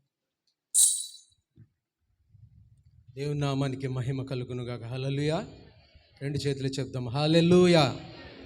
ప్రియా దేవుని సంగమా, మరి ఈరోజు ఎజ్రా మాస్టర్ గారి యొక్క జ్ఞాపకార్థ కూటానికి పిలువబడి మీ అందరికీ కూడా ప్రభు నామాన వందనాలు తెలియజేస్తూ, ఆ కుటుంబంతో నాకున్న మరి పరిచయం బట్టి, వారితో నాకున్న అనుబంధం బట్టి మీ మధ్యకు పిలవడం జరిగింది. మరి మాస్టర్ గారితో నాకు సుమారుగా ఒక 10 నుంచి 15 సంవత్సరాల పరిచయం ఉంది. ఈ పరిచయంలో మాస్టర్ గారి ద్వారా నేను నేర్చుకుంది ఏంటంటే, ఒక మంచి క్రమశిక్షణ కలిగిన ఒక క్రైస్తవుడిగా ఆయన్ని నేను ఎరుగుదును. వారి కుటుంబంతో నాకున్న పరిచయం బట్టి. మరి ఈరోజు ఈ ఆదరణ కోటకు మనం అందరం వచ్చాం. ఆయన్ని జ్ఞాపకం చేసుకొని ఆదరణ కలిగిన మాటలు మనం వినాలని ఇక్కడికి వచ్చాం. మాస్టర్ గారి పేరు మనం చూస్తే మొదటగా అప్పన్న మేషార్ అని ఉంటుంది. తర్వాత ఎజ్రా మాస్టర్ గారిగా పేరు మార్చుకున్నారని నేను అనుకుంటున్నాను. నాకు తెలియదు కానీ ఆ పేర్లు బట్టి నేను ఊహిస్తుంది మీ మధ్యన చెప్తున్నాను. మరి హిందూ సాంప్రదాయంలో ఉండి మారు మనసు రక్షణ పొంది యేసు ప్రభుని ఎరిగిన బిడ్డగా తన జీవితాంతం యేసుని సాక్ష్యంగా కలిగి జీవించారనడం అది విన్నప్పుడు నిజంగా చాలా సంతోషకరమైన విషయం. మనందరం కూడా క్రైస్తవ అంటే నూతన నిబంధన క్రైస్తవులు. నూతన నిబంధనలో మొదటి వాక్యం యేసుతో ప్రారంభించబడుతుంది, చివరి వాక్యం యేసుతో ముగించబడుతుంది. మీరు గమనించారో లేదో, మత్తయి సువార్త మొదటి వచనం యేసుతో ప్రారంభించబడి ప్రకటన చివరి గ్రంథం యేసుతో ముగించబడుతుంది. అంటే ఏ క్రైస్తవుడైతే యేసును కలిగి యేసుతో ప్రారంభించి యేసుతో ముగించబడతాడో ఆ జీవితం ధన్యకరమైన జీవితం. దేవునికి స్తోత్రం కలుగునుగాక. అటువంటి ధన్యకరమైన జీవితాన్ని మేషారు జీవించారని చెప్పడంలో అతిశయోక్తి లేదు. ఆ కుటుంబం కోసం నేను ఆలోచిస్తున్నప్పుడు నాకు ఒక మాట గుర్తుకొస్తుంది. యేసు ప్రభు ప్రేమించిన కుటుంబం ఉంది. ఆ కుటుంబంలో 2 అక్క చెల్లెళ్ళు, ఒక అన్నదమ్ముడు ఉంటాడు. ఆ కుటుంబాన్ని యేసు ఎంతగానో ప్రేమించాడు. మరి ఈ కుటుంబంలో 2 అక్క చెల్లెళ్ళు, ఒక అన్నదమ్ముడు ఉన్నాడు. ఆ కుటుంబాన్ని యేసు ఎంతగానో ప్రేమిస్తున్నాడని నేను నమ్ముతున్నాను. అటువంటి దీవెన ఆ కుటుంబానికి ఉందని నేను నమ్ముతున్నాను ప్రియులారా. మరి ఆదరణకరమైన మాట ఏంటంటే, ఇందాల దశలోనికి రాయబడిన పత్రికలో మనం చదువుకున్నాం. పౌలు అంటాడు, మీరు ఒకరిని ఒకరు ఈ విధంగా ఆదరించుకోండి అని అంటాడు. ఈ ఆదరణకరమైన మాటలు విన్నప్పుడు మనకు కొంత ధైర్యం వస్తుంది. మానవుడు తాలూకా జీవితం ఎలాగుంటుందంటే, మనం ఎక్కడ ఉంటే అక్కడ కంఫర్ట్ ఫీల్ అవుతాం. ఇక్కడే ఉండిపోవాలి, ఇక్కడే నాకు బాగుంది, ఈ ఊరిలోనే ఉండాలి. ఈ ఊరు దాటి వెళ్ళడానికి మన మనసు అంతగా అంగీకరించదు. ఎక్కడ ఉంటే అక్కడ కంఫర్ట్ ఫీల్ అవుతాం. కానీ మనం దాటి వెళ్తున్న కొలిది ఆశీర్వాదాలు చూడడం మొదలు పెడతాం. మనం అనుకుంటే ఈ లోకాన్ని విడిచి ఎజ్రా మేష్ గారు పరలోకానికి వెళ్ళారు. ఆయన ఈ లోకం విడిచి వెళ్ళడం మనందరికీ దుఃఖకరం. కానీ మాస్టర్ గారికి అది ఆశీర్వాదకరం. ఎందుకంటే అక్కడికి వెళ్ళిన వాళ్ళు ఎప్పుడు వెనక్కి రావడానికి చూడరట. అలా చూస్తే పేతురును పౌలు అనుకుండేవారట, ఒరే నేను చనిపోయినప్పుడు నువ్వు నాకు ప్రార్థన చేయి, మళ్ళీ నేను బతికేస్తాను. లేదంటే నువ్వు చనిపోతే నేను ప్రార్థన చేస్తాను, నువ్వు బతికిద్దు అని. కానీ చనిపోయిన వాళ్ళు మళ్ళీ లోకానికి రావడానికి ఎవ్వరు ఇష్టపడరు. ఎందుకంటే అంతటి మహిమాన్వితమైన లోకంలో ఆయన ఉన్నాడని ధైర్యంతో ఈ లోకంలో మనం ఉండాలి. చనిపోతే ఎవరికైనా కలవరమే, తీరని లోటే, తీరని బాధే. యేసుప్రభు ఈ లోకాన్ని విడిచి వెళ్తున్నప్పుడు శిష్యులు చాలా కలవరపడ్డారు. అందుకే యేసయ్య ఏటన్నాడంటే, మీ హృదయాల్ని కలవరపడనివ్వకండి, కలవరం చెందకండి, ఎందుకంటే నేను మరలా మీ దగ్గరికి వస్తానని. ఆ నిరీక్షణతో మనం ఈ లోకంలో జీవించాలని పౌలు చెప్తాడు. చనిపోయిన వారి కోసం మీరు దుఃఖపడకండి, వాళ్ళు దేవుని దగ్గర ఉన్నారు, ఒకరోజు దేవునితో వస్తారు. లేదంటే మనమే ఒకవేళ దేవుడు రాకడ వస్తే మనమే ముందు వెళ్ళిపోతామని. ఎజ్రా మేషారు దేవుని దగ్గర ఉన్నారు, నిత్యత్వంలో దేవునితో ఉన్నారు. ఆయన దగ్గరికి వెళ్ళడానికి మనం ప్రయత్నం చేయాలి. ఆ మహిమాన్విత లోకంలోకి వెళ్ళడానికి మనల్ని ఒకరు ఆదరించుకుంటూ, బలపరుచుకుంటూ, విశ్వాస సంబంధమైన మాటల ద్వారా ధైర్యపరుచుకుంటూ మనం ముందుకు వెళ్ళడానికి ప్రయత్నం చేయాలి. బైబిల్లో ఒక మాట ఉంటుంది, కీర్తనలు 34:18 ఏముంటుందంటే, విరిగిన హృదయం గలవాడికి ఆయన ఆసన్నుడని, నలిగిన మనస్సు గలవాడిని ఆయన రక్షించునని మాట ఉంది. ఏ కుటుంబంలోనైతే బాధ, వేదన, దుఃఖం ఉంటుందో వారి హృదయాలు విరిగిపోతాయి, వారి మనస్సులు నలిగిపోతాయి. అలాంటి వారికట దేవుడు ఆదరణకర్తగా ఉంటాడు. ఆ కుటుంబాన్ని దేవుడు రక్షిస్తాడని మాట మనకు బైబిల్ ద్వారా హెచ్చరించబడింది. మరి వారి బిడ్డలిద్దరూ, మరి కుమారుడు తల్లిగారిని చూస్తే ఆ దినం ఎంతగా విరిగిపోయారో, ఎంతగా నలిగిపోయారో అది మనకు తెలియదు. ఎందుకంటే ఆ సిచ్యువేషన్స్లో మనం ఉంటే మనకు అర్థం అవుద్ది. పైనుండి మనం ఎన్నెన్నో మాటలు మాట్లాడతాం, కానీ వాళ్ళని ఆదరించగలిగిన వాడు ఎవడంటే ఒక్క యేసు ప్రభు మాత్రమే. అందుకే ఆయన అంటాడు 14 యోహాను 14:28లో, నా శాంతినే మీకు అనుగ్రహించి వెళుతున్నాను, లోకం ఇచ్చిన శాంతిని నేను మీకు ఇవ్వటం లేదు. ఆయన ఇచ్చిన కంఫర్ట్, ఆయన ఇచ్చిన శాంతి, ఆయన ఇచ్చిన సమాధానం అది ఈ లోకంలో ఎవ్వరు ఇవ్వలేరు. మనం ఏదో మాటలు మాట్లాడతాం, ఏదో చెప్తాం, ఆదరిస్తాం, అక్కడితో అయిపోద్ది. కానీ దేవుడిచ్చిన ఆదరణ, దేవుడిచ్చిన శాంతి అది ఎవ్వరూ తీర్చలేరు. అది ఎన్నటెన్నటికైనా అది ఆశీర్వాదమే. అటువంటి నిత్యమైన ఆశీర్వాదం తల్లిగారికి, ఆ 2 బిడ్డలకు, ఆ కుమారుడికి ఉండాలని నేను మనసారా కోరుకుంటూ, అటువంటి ధన్యకరమైన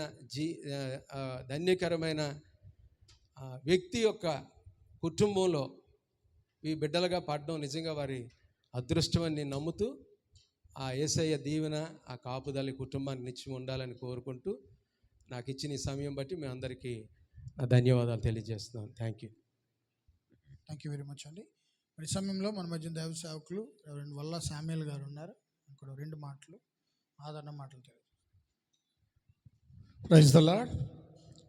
ప్రభునందు ప్రియులు వచ్చిన మీ అందరికీ, అలాగే వేదికను అలంకరించిన మీ అందరికీ ప్రభువైన యేసుక్రీస్తు నామం పేరిట వందనాలు. ఎజ్రా మాస్టర్ గారితో నాకు 2009 నవంబర్ 2 సాటర్డే ఉడా కాలనీలో ఉంటుండేవారు.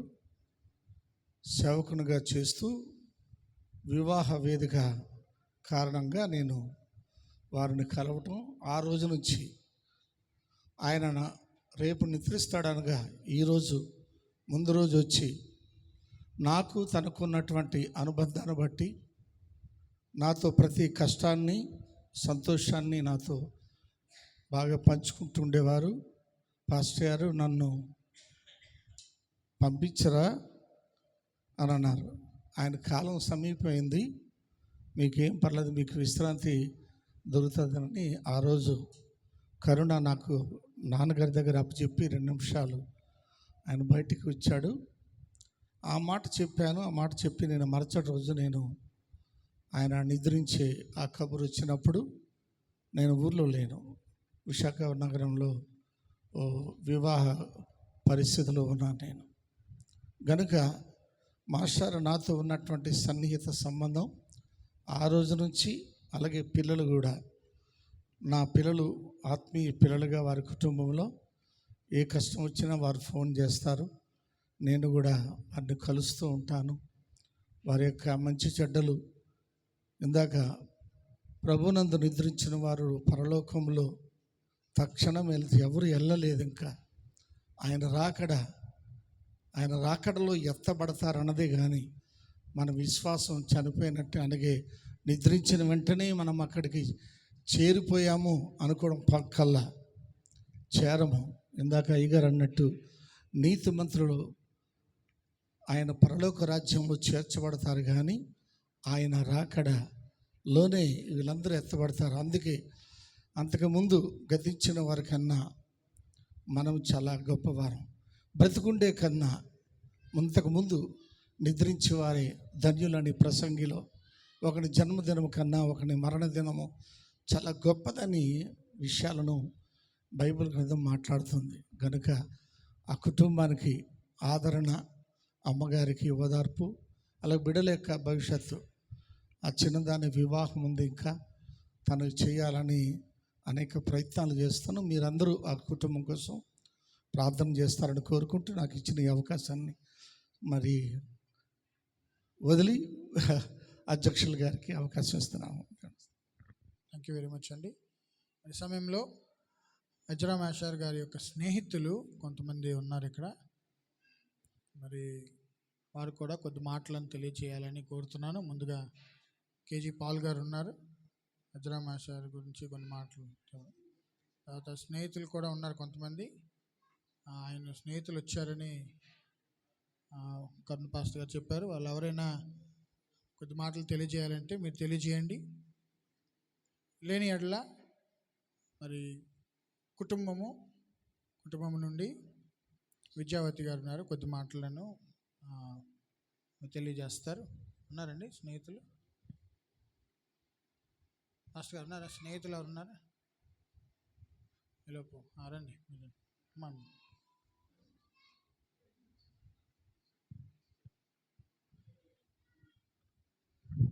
దేవుని నామం స్తోత్రం. ఈ దినము మా తండ్రి గారు అయినటువంటి అప్పన్ మేస్టర్ ఎజ్రా మాస్టర్ గారి మొదటి జ్ఞాపకార్థ కూడికి విచ్చేసినటువంటి దైవజనులకు, అపోస్తులకు, అలాగే బంధువులకు, మిత్రులకు, స్నేహితులకు, శ్రేయోభిలాషులకు, డాడీ స్నేహితులకు అందరికీ కూడి వచ్చిన మా ఆహ్వానం మన్నించి కూడి వచ్చిన ప్రతి ఒక్కరికి ప్రభు పేరిట వందనాలు చెల్లిస్తున్నాం. డాడీ మరి మాతో చాలా అనుబంధంగా ఉండేవారు.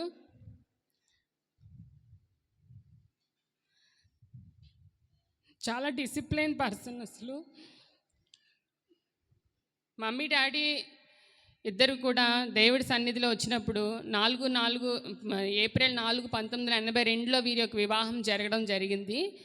అప్పటి నుంచి దేవుని యొక్క అంటే అమ్మ అయితే రోమన్ కాథలిక్, డాడీ అయితే హిందువుల కుటుంబం నుంచి వచ్చినప్పటికీ చదువుకున్నప్పటి నుంచి దైవ సేవకులతోటి సువార్తలకి వెళ్ళడం, మరి గజపతి నగరం, నెల్లిమర్ల ఆ ప్రాంతాల్లో డాడీ చిన్నప్పటి నుంచి హాస్టల్లో చదువుకొని ఉన్నారు.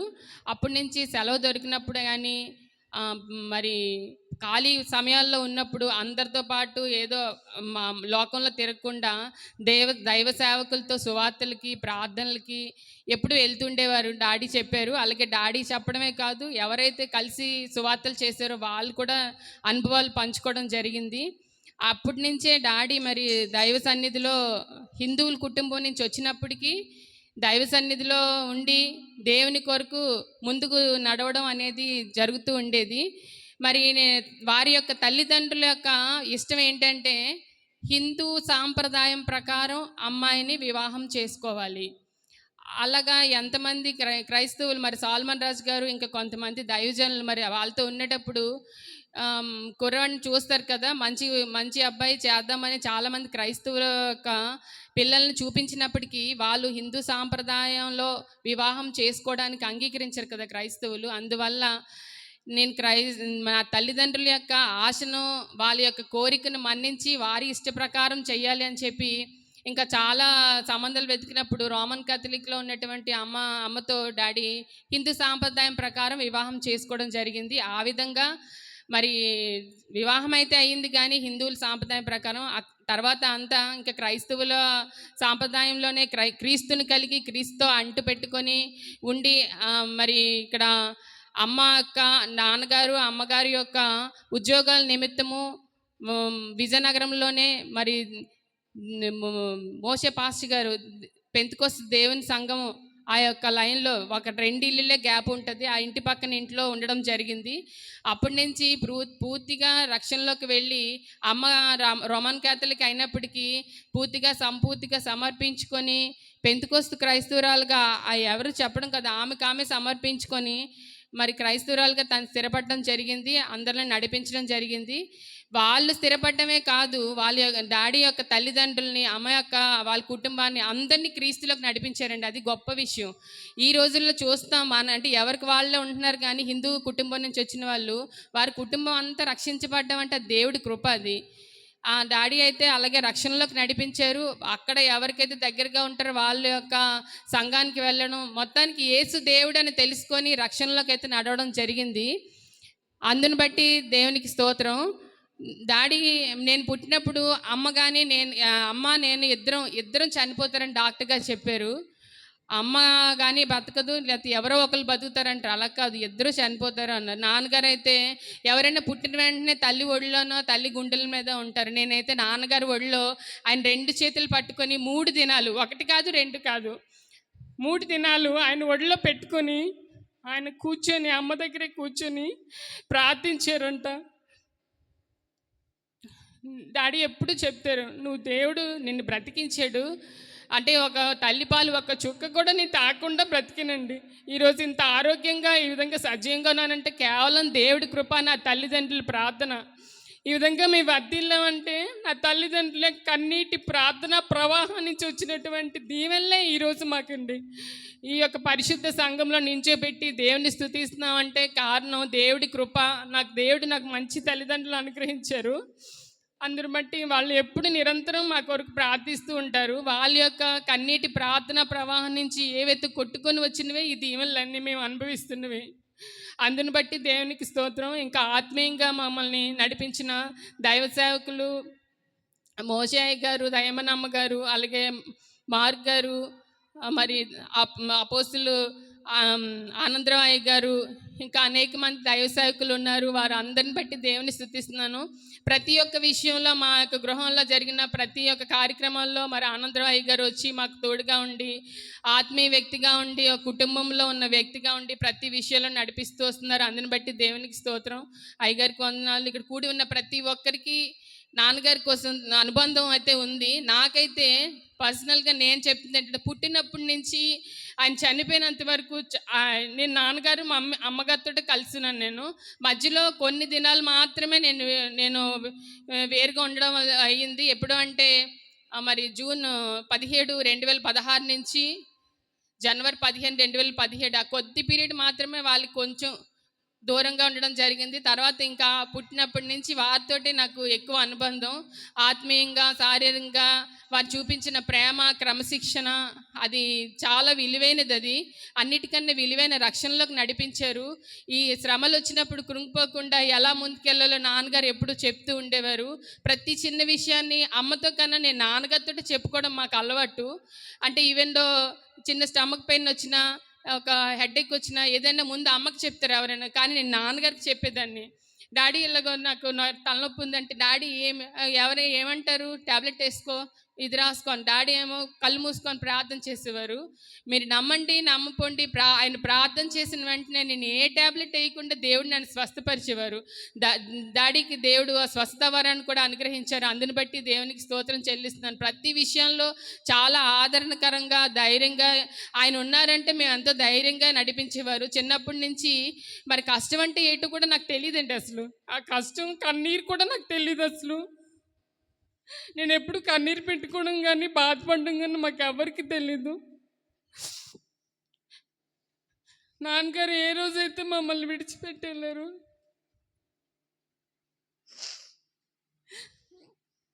ఆ రోజు నుంచి మాకు తెలుస్తుంది కష్టం అంటే ఏంటో. అంటే ఎవరైనా చెప్తే విని అయ్యో అనుకునే వాళ్ళం, కానీ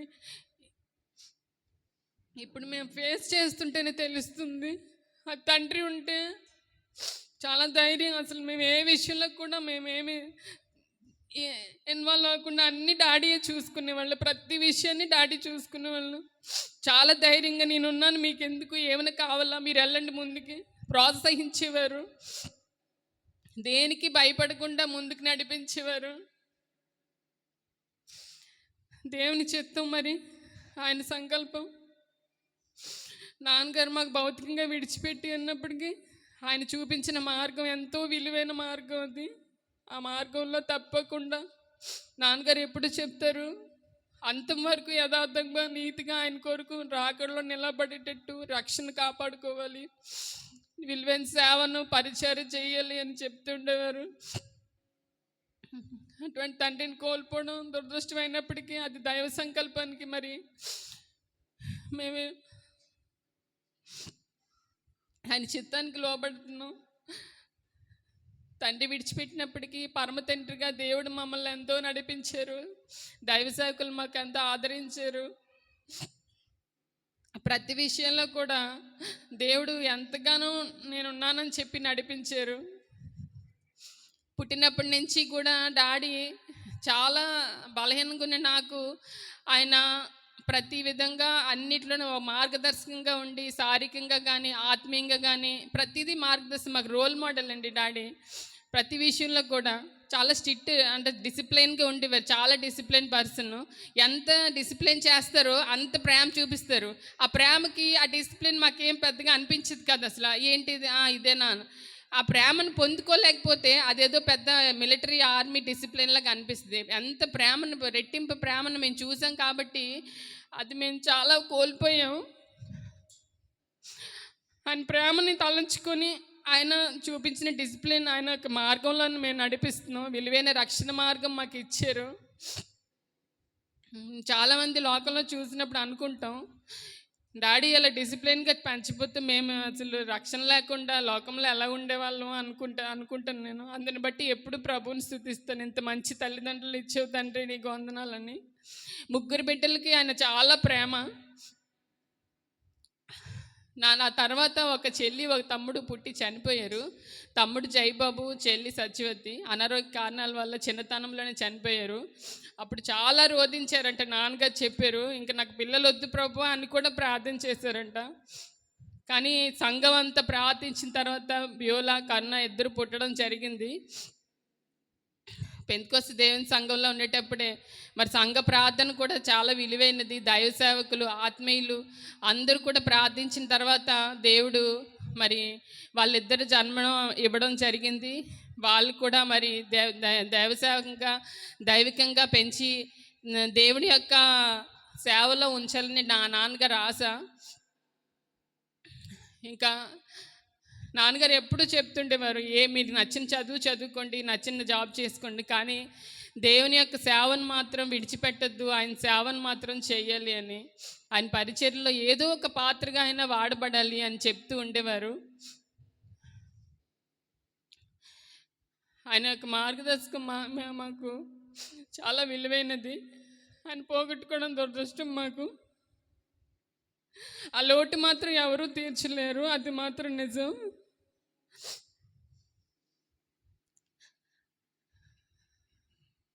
ఇంకా ఆయనతో మాకు ఎంతో అనుబంధం ఉంది. ఆయన ప్రేమ మాత్రం అన్నిటికన్నా మర్చిపోలేనిది. దేవుని ప్రేమ తర్వాత తల్లిదండ్రుల ప్రేమే. ఇంకా అమ్మ కోసం కూడా చెప్పాలి నేను. అమ్మ చాలా నాన్నగారికి లోబడేది, ప్రేమించేది. నాన్నగారు ప్రేమించేవారు. ఎంత అంటే తను జాబ్ చేసిన నాన్నగారి మాట ఏనాడు ఎదురు చెప్పడం, నాకు ఊహ తెలిసినప్పటి నుంచి ఎదురు చెప్పడం అయితే తెలీదు. నేను అంటాను, అమ్మ నువ్వు ధన్యురాలు అని నేను అంటాను ఈ దైవ సన్నిధిలో నుండి.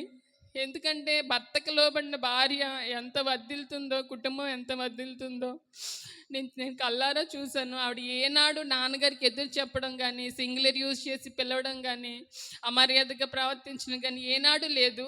ఎంతో భయభక్తులతో ప్రేమగా ఉండేవాళ్ళు. వాళ్ళు మార్గదర్శకంగా మేమైతే చూసాము. కుటుంబం అంటే ఇలా ఉండాలని. వచ్చిన వాళ్ళు దైవ సేవకులు కానీ, బంధువులు కానీ ఎవరు వచ్చినా ఆదరించడం, ప్రేమించడం, అవన్నీ మేము వారు ఎక్కడో వినడం కాదు, వాళ్ళు చేస్తుండగా చూసి నేర్చుకున్నాం మేము ఈ విధంగా ఉండాలి అని. ఆ మాదిరి జీవితాన్ని నాన్నగారు మాకు ఉంచి చూపించారు. సేవకులను ప్రేమించిన, సేవకులన్నా దేవుడి సేవ అన్న నాన్నగారికి ఎంతో ప్రేమ. సేవకులు చాలా అభిమానిస్తారు.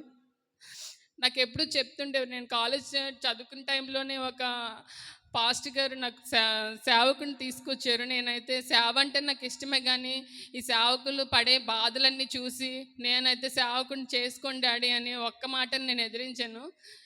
ఎంప్లాయీని చేసుకుంటానని. నాన్నగారు ఎప్పుడు చెప్తుండేవారు, నేను చెప్పిన మాట వింటే నువ్వు మంచిగా దేవుడి సేవలో ఉండేదానివి కదా అని. కానీ దైవ సంకల్పం ఏముందో నాకు తెలీదు. డాడీ ఎప్పుడు మొన్న కూడా బాగలేని పరిస్థితిలో కూడా ఇద్దరు అంటే జూన్ వరకు బాగానే ఉన్నారు. జూలై ఆగస్టులోనే కొంచెం తోడుపట్టి నడిపించాల్సి వచ్చింది. అప్పుడు నన్ను బుజ్జి అని పిలిచి, నువ్వు దేవుడి సేవ చేయాలి, నువ్వు ఎంత తప్పించుకున్నా దేవుడిని విడిచిపెట్టడు, గుర్తుపెట్టుకో, నువ్వు ఎలాగైనా ఉండు, ఏ జాబ్ అయినా చెయ్యు, ఏ స్థితిలోనైనా ఉండు, కానీ దేవుడి సేవను చేయడం, ఏదో ఒక విధంగా దేవుడి సేవ పరిచయంలో ఉండడం మాత్రం మర్చిపోవద్దు అని చెప్పారు. ఆయన మాటలు నాకు ఒక వార్నింగ్ బెల్ ప్రతిసారి గుర్తొస్తూ ఉంటాయి. అలాగా డాడీ చాలా క్రమంగా, చాలా క్రమశిక్షణ అండి. అసలు వాళ్ళు హిందూ కుటుంబం నుంచి వచ్చిన పొద్దున్న లేచి బైబిల్ చదివిందే, ప్రార్థన చేయిందే, అసలు బయటకు కూడా వెళ్ళరు. రోజు పొద్దున్నే నాన్నగారికి పాటలు ఉండాలి.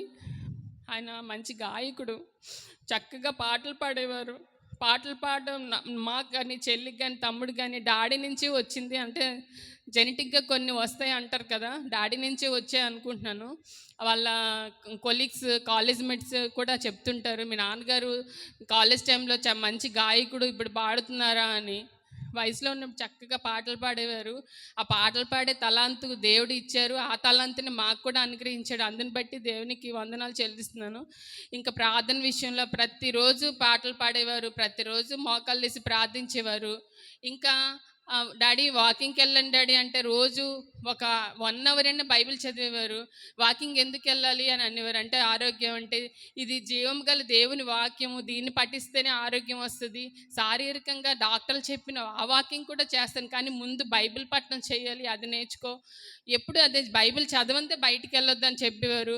మేము ఎప్పుడు బయటికి వెళ్ళినా నాన్నగారితో ప్రార్థన చేయించుకుని వెళ్ళేవారు. ఇప్పుడు బయటికి వెళ్తుంటే డాడీ లేనప్పుడు ఆ లోటు క్లియర్గా కనిపిస్తుంది మాకు. ప్రతిరోజు వెళ్ళినప్పుడు బయటికి వెళ్ళామంటే నాన్నగారితో ప్రార్థన చేయించుకుని వెళ్ళేవారు. నేను కానీ, తమ్ముడు కానీ, మరదలు కానీ, ఇంకా ఎవరైనా ఇంట్లోంచి బయటికి వెళ్ళామంటే నాన్నగారు ప్రార్థన చేసినాకే వెళ్ళేవాళ్ళు.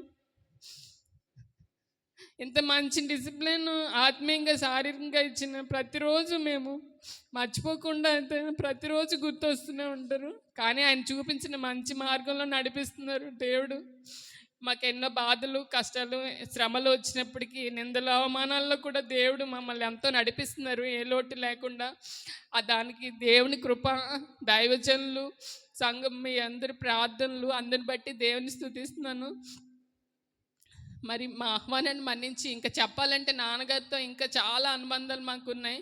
చెప్పడాలంటే టైం లేదు. దైవజనులు ఉన్నారు, వాక్యం వెతుతారు. కాబట్టి విచ్చేసినటువంటి మీ అందరికీ మా కుటుంబం తరపున ధన్యవాదాలు తెలియజేస్తున్నాను. ఇంకా మా కుటుంబం ఆదరణ కొరకు మీరందరూ ప్రతిరోజు మా కుటుంబం కోసం ప్రార్థించమని ప్రభుపేట కోరుచున్నాను. దేవుడు చిన్న సాక్ష్యం తీర్చును గాక.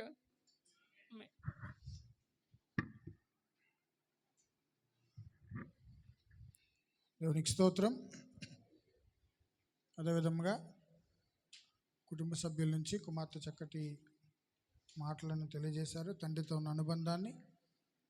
అలాగే రామారావు మేషార్ అని ఒక ఆయన వచ్చారని చెప్తున్నారు. ఆయన వచ్చినట్లు బయటికి వెళ్ళారా?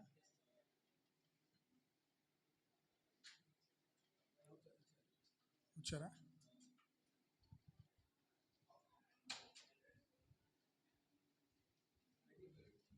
రామారావు గారు అజయ్ గారి స్నేహితులు రామారావు గారు వచ్చారు. ఆయన కూడా 2 ఆదరణ మాటలు తెలియజేయాలని కోరుతున్నాను. బయట ఉన్నారండి, వచ్చారా? పాడతారా? మాట్లాడలేరు. పాడతారా? పాట పాడతారా? అప్పుడు పాడలేరు. చాలా మంచిది ప్రియులారా.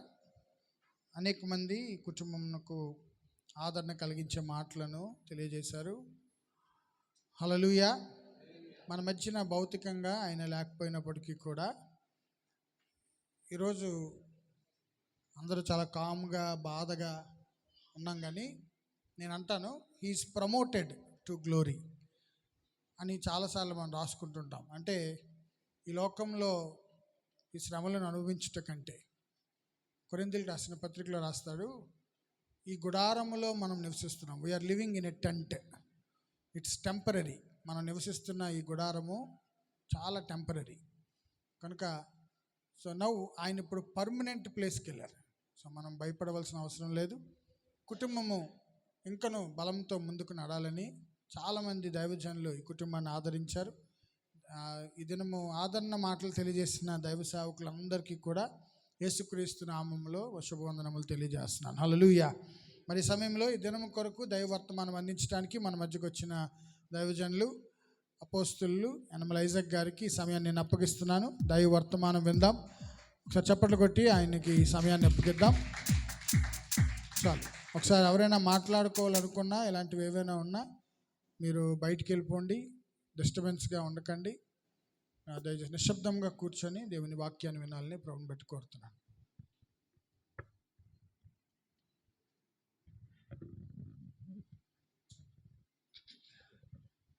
హల్లెలూయా. స్తోత్రం, స్తోత్రం, స్తోత్రం. అందరం చేతులెత్తి దేవునికి స్తోత్రం చెల్లించుదాం. స్తోత్రమయ్యా, నీకు స్తోత్రం, స్తోత్రం, స్తోత్రం. హల్లెలూయా, హల్లెలూయా, హల్లెలూయా, హల్లెలూయా. కృపగల దేవానికి స్తోత్రం, స్తోత్రం. సర్వోన్నతుడానికి స్తోత్రం, స్తోత్రం. స్తుతి సింహాసనాసీనుడానికి స్తోత్రం. హల్లెలూయా, హల్లెలూయా. ఇజ్రాయేలుల స్తోత్రాల మీద ఆసీనుడైన వాడానికి స్తోత్రం. స్తుతించువాడు, హల్లెలూయా. స్తుతి యాగము చేయవాడు నిన్ను మహింపరచున్నాడు. ఆయన నీకు మహిమ మహిమ మహిమ. హల్లెలూయా. స్తోత్రమయ్యా, స్తోత్రం స్తోత్రం స్తోత్రం. హల్లెలూయా. రాజాని సన్నిధిలో నుంటానయ్యా, మనసారా ఆరాధిస్తూ బ్రతికేస్తానయ్యా. రాజాని సన్నిధిలోనే అనయ్యా, మనసారా ఆరాధిస్తూ బ్రతికేస్తానయ్యా. నేనుండాలేనయ్యా, నే బ్రతుకాలేనయ్యా. నేనుండాలేనయ్యా, నే బ్రతుకాలేనయ్యా. నీవే లేకుండా నేనుండాలేనయ్యా. నీ తోడే లేకుండా నే బ్రతుకాలేనయ్యా. నీ కుండ లేకుండా నేనుండాలేనయ్యా. నీ తోడే లేకుండా నే బ్రతుకాలేనయ్యా. రాజాని సన్నిధిలో ఉంటానయ్యా, మనసారా ఆరాధిస్తూ తానయ్యా. నీ సన్నిధానములో సంపూర్ణ సంతోషం, ఆరాధించుకునే విలువైన అవకాశం. నీ సన్నిధానములో హల్లెలూయా స్తోత్రం. ఆరాధించుకునే విలువైన అవకాశం. కోల్పోయినవన్నీ నాకు ఇచ్చుటకును, పోయిన నుండి నన్ను విడుదలను. కోల్పోయినవన్నీ నాకు ఇచ్చుటకును, నా బాధల నుండి నన్ను విడుదలను. నీవే లేకపోతే నేనేమైపోతున్నా. అవును ప్రభువా స్తోత్రం. లేకపోతే నేనేమైపోతున్నా. నేనుండాలేనయ్యా, నే బ్రతుకాలేనయ్యా. నేనుండాలేనయ్యా, నే బ్రతుకాలేనయ్యా. నీవే లేకుండా నేనుండాలేనయ్యా. నీ తోడే లేకుండా నే బ్రతుకాలేనయ్యా. నీవే లేకుండా నేనుండాలేనయ్యా. నీ తోడే లేకుండా నే బ్రతుకాలేనయ్యా. ఆమేన్. హల్లెలూయా. స్తోత్రం చెప్పండి అందరూ. ప్రభువుని నమ్ముకున్న వాళ్ళేనా అందరూ? హల్లెలూయా. మన ప్రభు మన మధ్యలో ఉన్నారు. మంచి సమయానికి ఈ రోజున మనందరం కూడి ఉన్నామంటే దేవుని కృప. మన ప్రియులు ఎజ్రా మాస్టర్ గారు దేవుని సేవ కడవరి రోజుల్లో కూడా చేసి తన కుమారుడితో కలిసి పిల్లలతో కలిసి మంచి మందిరాన్ని కూడా నిర్మాణం చేసి బిడ్డల సేవకి సమర్పించుకొని ఒక ఉన్నతమైన జీవితాన్ని చేసి వారు దేవుని యొద్దకు వెళ్ళారు. నమ్మిన వాళ్ళు స్తోత్రం చెప్పండి. హల్లెలూయా. పెంతెకోస్త్ అనుభవం కలిగిన వాళ్ళు మనకు ఒక నిరీక్షణ ఉంది. ఆమేన్. నిరీక్షణ లేని ఇతరులు అంటే అన్యులు అన్నమాట. నిరీక్షణ లేని అన్యులు ఆలోచించి దుఃఖపడుతూ వేదనతో ఉంటాం. దుఃఖం ఉంటుంది కానీ ఆ దుఃఖం తాత్కాలికమే. కానీ ఎల్లప్పుడూ మన దేవుని యందే మనకు సంతోషం, ఆనందం, ఉల్లాసం. హల్లెలూయా. ఈ తండ్రులందరూ మనం విడిచిపెడతారు ఒక రోజున. మా నాన్నగారు కూడా నన్ను విడిచిపెట్టి వెళ్ళిపోయాడు. కానీ ఒక తండ్రి ఉన్నాడు. స్తోత్రం. మీ నాన్నగారు ఉన్నారా నాయన? మీ నాన్నగారు విడిచిపెట్టి వెళ్ళిపోయారా? మీ నాన్నగారు మా తండ్రులు అంటే వెళ్ళిపోయారు. ఆడదుల గారు వెళ్ళిపోయారు వాళ్ళందరూ. ఉండరండి. మనం అందరూ ఏదో ఆలోచిస్తాం, ఎప్పుడు ఉంటే ఇంకేముందండి, ప్రపంచం పడుతుందండి. పండు పక్వం అయిపోయిన తర్వాత కింద పడాలి కదా, అక్కడే ఉండాలని ఆశపడతామా? పరిపక్వం అయిపోయింది. దావీదు ఎలాంటి భక్తుడండి, అబ్రహాము ఎలాంటి వాడు. వాళ్ళు ఏమన్నారు చనిపోకముందు, ఇస్సాకు వాళ్ళందరూ, మా మరణ దినం ఎప్పుడో మాకు ఎరుగదు. దావీదు అంటాడు, లోకులందరూ పోవలసిన మార్గమును నేను వెళుతున్నా. హల్లెలూయా. వెళ్ళాలా? మనం ఆలోచించి మనం కృంగిపోకూడదు. ఆయన మంచి, మన సునీల్ పాస్టర్ గారు చెప్పినట్టు ఆయన ఒక ప్రమోషన్ మీద వెళ్ళిపోయాడు మాస్టర్గా. ప్రభు అన్నారు, ఇక వచ్చేదే చాలే బాబు, ఆ మెడ నొప్పులు, ఆ కాళ్ళు నొప్పులు, ఈ వాకింగ్లు ఎన్నెందుకు, నా దగ్గర విశ్రాంతి పొందుకు రమ్మన్నాడు. హల్లెలూయా చెప్పండి. అవునమ్మా, విశ్రాంతిలో ఉన్నారా లేదా? ఇక నమ్మినప్పుడు మనం సంతోషించాలా. Praise the lord. మనం అంతే, మరణము పొందకుండా తప్పించుకుని నరుడు ఎవడు? ప్రతివారు మరణించాల. ప్రతి జీవికి మరణం తప్పదు. అందరు పురాణాలు, లోకస్తులు చెప్పేది అందే, ప్రతి జీవి మరణించాలా. అందుకే మన ఆప్యాయత, దేవుని మీదనే మన ప్రేమ ఉండాలా. ఎక్కువ ప్రేమించాలి ఆయన మనల్ని. స్తోత్రం. తర్వాతే రెండవది తల్లి అయినా, తండ్రి అయినా, భార్య అయినా, పిల్లలైనా తర్వాతే. సెకండ్, ఫస్ట్ ప్రిఫరెన్స్ మన దేవునికి ఇవ్వాలి. ప్రభు అది అంటాడు, నాకంటే కుమారుడైనను కుమార్తెనైనను నాకంటే అన్నాడు. ప్రేమించాలి, కానీ ఆయన కంటే ఎక్కువ ప్రేమించకూడదు. ఆమేన్. ఈ రోజున సంవత్సరం అయిపోయిందంటే మనకు ఆశ్చర్యంగా ఉంది. కరుణ కుమార్ ఫోన్ చేసి, కరుణ అయ్యా డాడీ ప్రభు నన్ను నిద్రించి సంవత్సరం అయిపోయిందంటే, అప్పుడే సంవత్సరం అయిందా అన్నా నేను. ఇంకా ఆయన బ్రతికే ఉన్నారని అనుకుంటాను నేను. ఎందుకంటే చాలా మంచి ప్రేమ గలవారు, సేవకులంటే చాలా ప్రేమ. అలాంటి దైవజనుడు మన మధ్యలో నుంచి మంచి జీవితం చేసి ప్రభు దగ్గరికి వెళ్ళారు. కనుక దేవుని బిడ్డలారా, మనం చేసే ప్రసంగాలు కానీ మనం చెప్పే మాటలు ఆయనకి వినబడవు, మనం చెప్పుకోవాలంతే. స్తోత్రం. ఆయన ఫైల్ వెళ్ళిపోయింది పైకి, ఇక మళ్ళా ఆ ఫైల్ రెన్యూల్ చేయడానికి కానీ లేదు. ఇప్పుడు అమ్మాయి పెద్ద కుమార్తెను తీసుకెళ్ళి, మీ డాడీని ఒకసారి చూపించండి, యేసుప్రభుని అడగండి, చూపిస్తారు. చూపిస్తే మీ నాన్నగారికి గుర్తుపట్టలేవు నువ్వు. ఆయన రూపం ఏమైంది?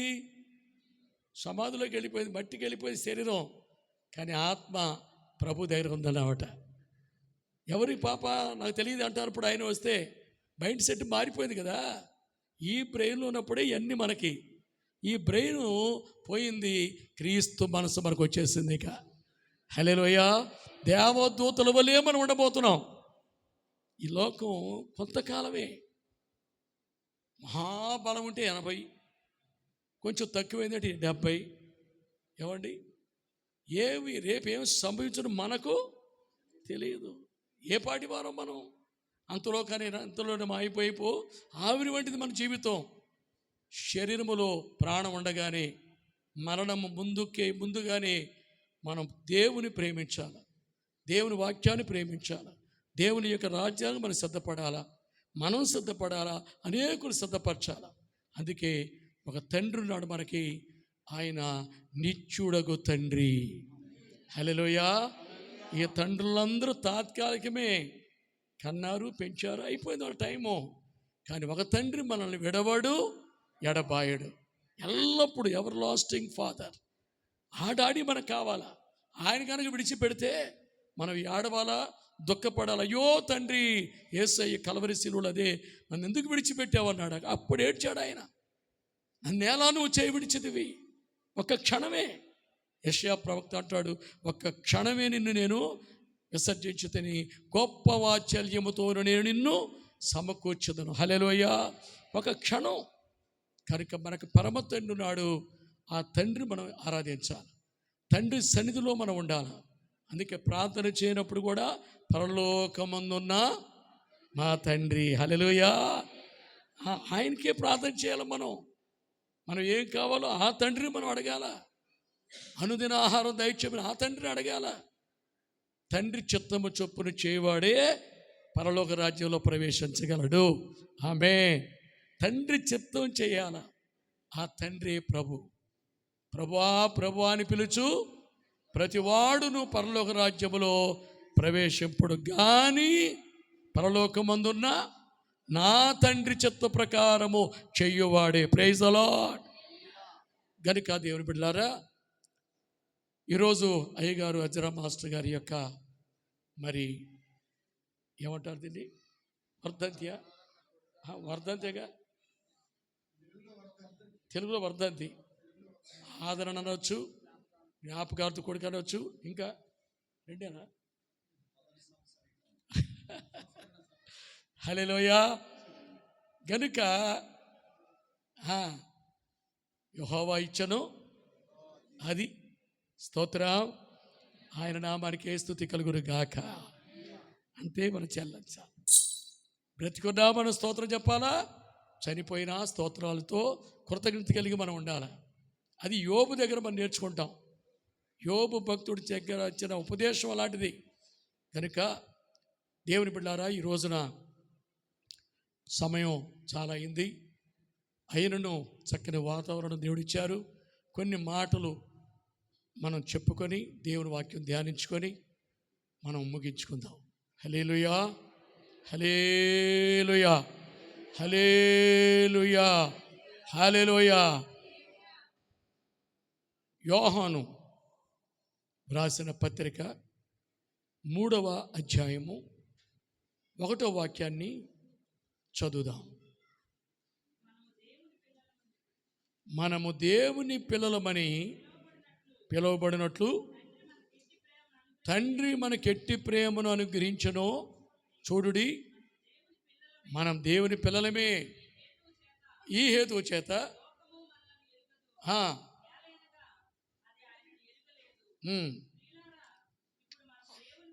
మనము దేవుని పిల్లలమై ఉన్నాం. హల్లెలూయా. ఏమైనా ఇప్పుడు మనం దేవుని పిల్లలమై ఉన్నాం. మనము దేవుని పిల్లలమని లోకము ఎరగదు. లోకం అనుకుంటుంది వీళ్ళందరూ లోకంలోనే ఉన్నారు, మేమందరం ఒకటే అనుకుంటుంది లోకం. కానీ మనం దేవుని పిల్లలమై ఉన్నాం. దేవుని పిల్లలమై ఉన్నాం. తర్వాత ఇంక మీదట మనం ఏమవుదామో ఇంకా అది ప్రత్యక్షపరచబడలేదు, కానీ ఆయన ప్రత్యక్షమైనప్పుడు ఆయన ఉన్నట్టుగానే ఆయన చూస్తాము. హల్లెలూయా. ఆయన చూస్తాం, మనం ఆయన ఉన్నట్టుగానే మనం చూస్తాం. మనం ఏమైపోదామో మనకు తెలియదు. హల్లెలూయా. ఆయన పోలే, తర్వాత చదవమ్మా, ఆయన పోలి ఉందమో, యేసయ్యను పోలి ఉండబోతున్నాం. ఆయన ఎలాగుంటాడో మనమును అలాగనే ఉండబోతున్నాం. ఆయన మహిమతో నిండి ఉంటున్నాడు, మనము మహిమ కలిగిన వారుగా ఉండబోతున్నాం. ఈ మట్టి శరీరము మట్టిలో కలిసిపోతుంది, కానీ ఆత్మకు మరణం లేదు.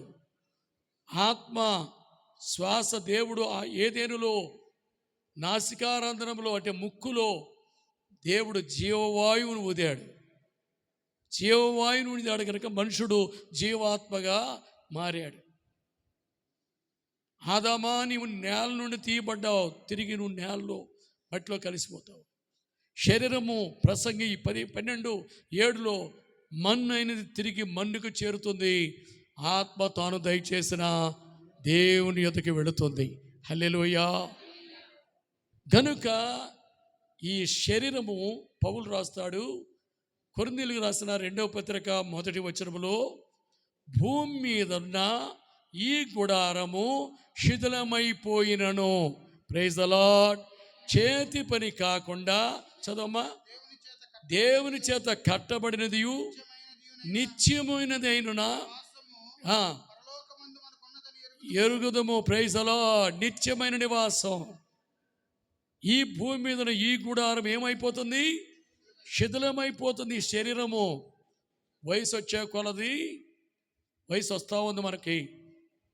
ఈ ఇల్లు లేక ఒక డాబా ఎన్ని సంవత్సరాలు అయిపోయిందయ్యా ఇల్లు కట్టాను అడిగా. ఇప్పుడు 30 ఏళ్ళు అయిందయ్యా. పెచ్చులు రాలిపోతున్నాయి అక్కడక్కడ.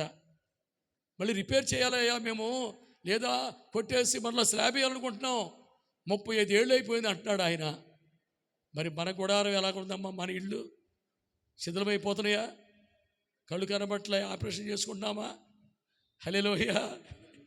అదే మరి ప్యాచ్ వర్క్లు ఎన్ని ప్యాచ్ వర్క్ జరుగుతుంది ఇక్కడ. కళ్ళు కనబడకపోతే స్పెట్స్ పెట్టుకుంటున్నామా? ఏమండి, ఇంకా సర్జరీలు అయిపోతున్నాయా? టెంట్లు వేసుకుంటున్నావా? ఏ టెంట్లు?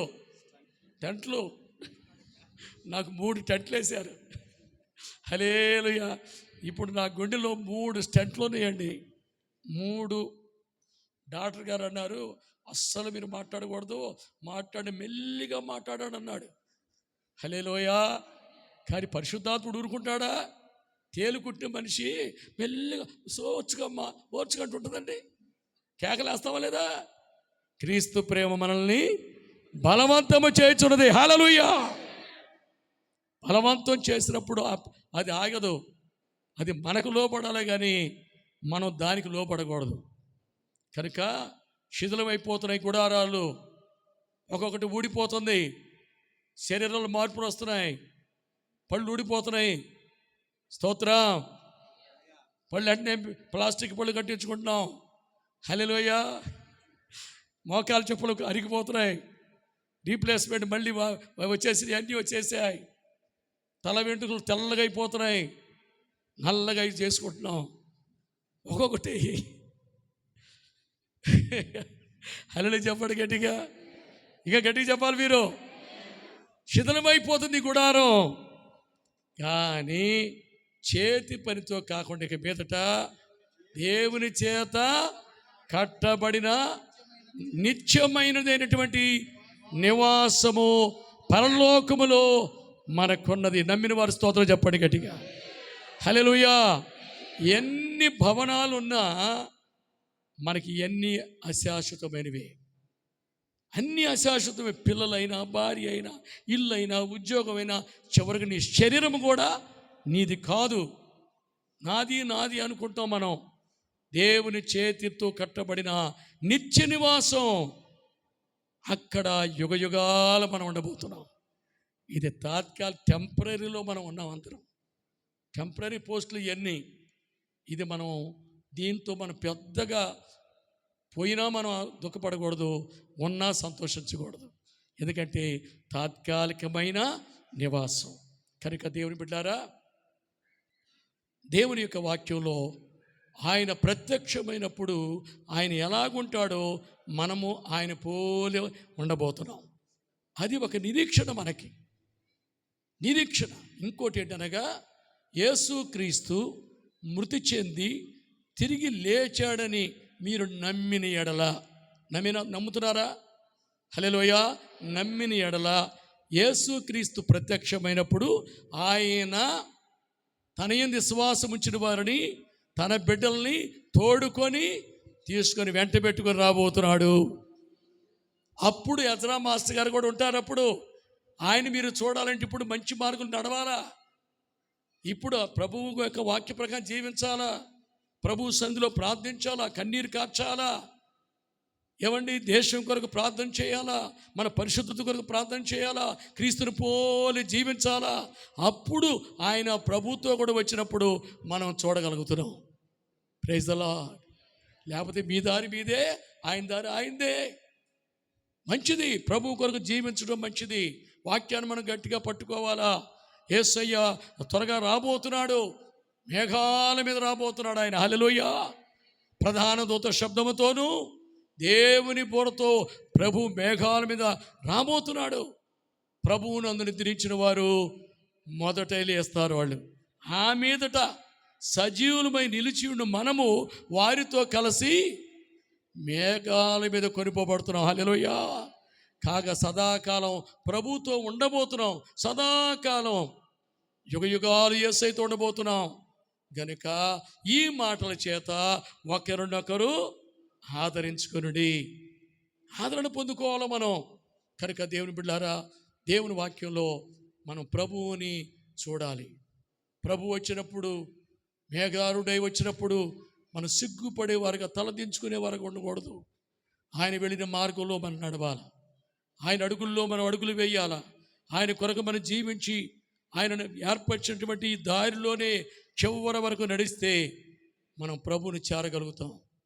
పౌలు యొక్క సాక్ష్యం అదే. అపోస్తలుడు మంచి పోరాటం పోరాడి తిని నా పరుగు కడముట్టించు తిని నా విశ్వాసమును కాపాడుకోవాలి.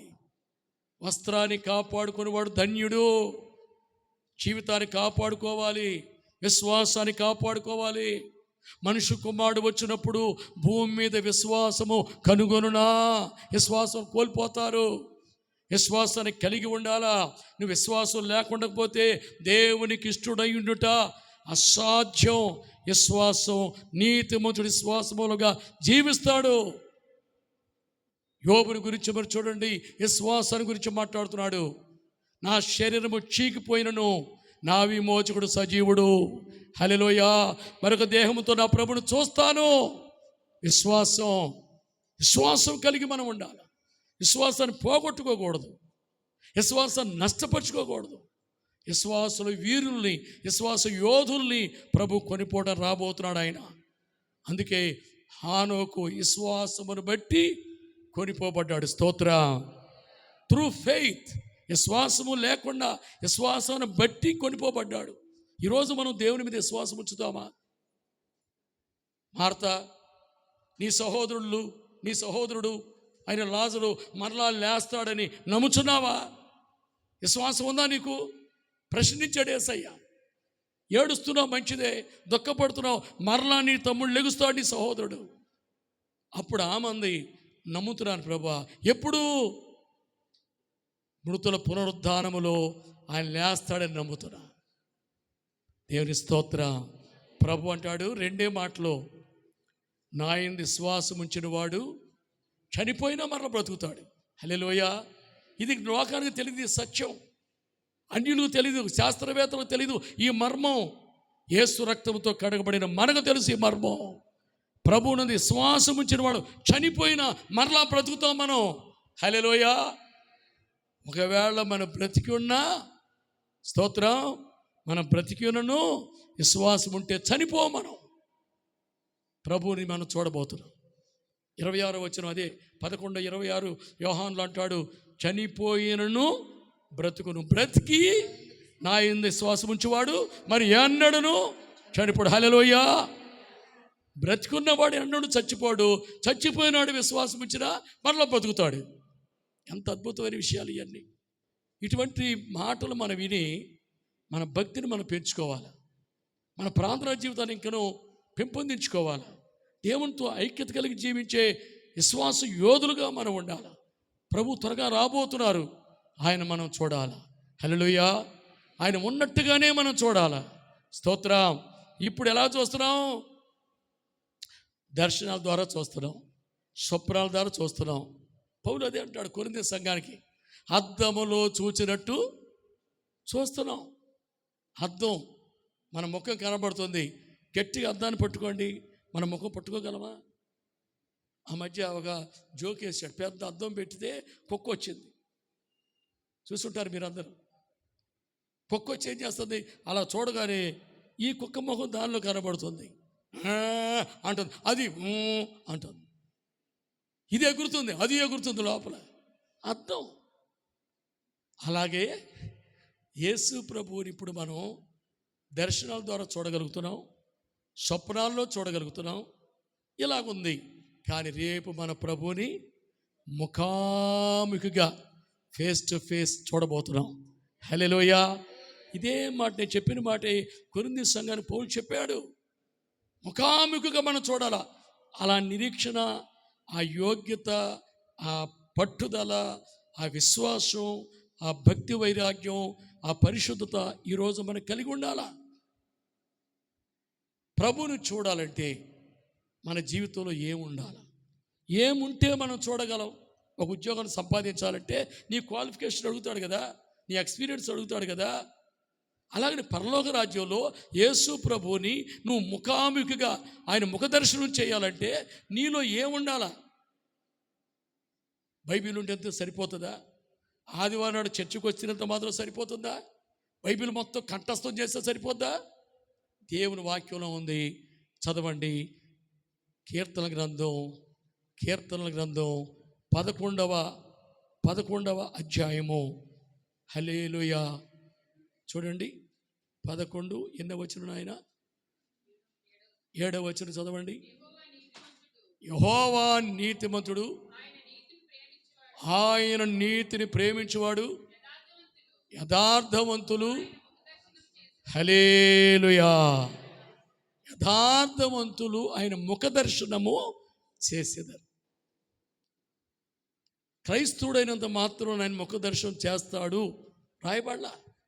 యథార్థవంతుడు సేవకులు అవ్వచ్చు, విశ్వాసులు అవ్వచ్చు, చిన్న అప్పుడే రక్షించబడిన వ్యక్తి ఉండొచ్చు, చాలా సీనియంలో సేవకులు అవ్వచ్చు. యథార్థత ఉండాలండి జీవితంలో. యథార్థవంతులు ఆయన ముఖ దర్శనము చేసేదరు. లోకంలో ఇప్పుడు యథార్థత లేదు. లోకంలో యథార్థతను కోల్పోయాడు మానవుడు. యథార్థవంతులు కావాల దేవునికి. 16వ అధ్యాయం 7వ వచనంలో ఏముంది?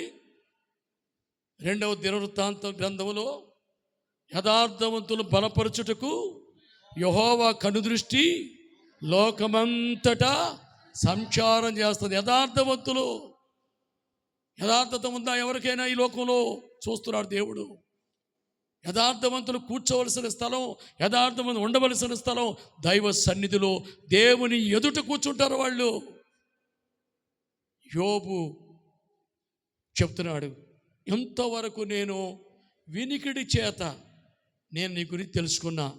42వ అధ్యాయం చదవండి, చివరి మాటలు చదువుదాం. యోబు గ్రంథం 42. హల్లెలూయా. 5వ వచనం చదువుదామా? 5. వినికిడి చేత నిన్ను గూర్చిన వార్త నేను వింటిని. అయితే ఇప్పుడు నేను కన్నులారా నిన్ను చూచున్నాను. హల్లెలూయా. ఇప్పుడు ఎప్పుడు? 42 అధ్యాయాలు చెప్తున్నాడు.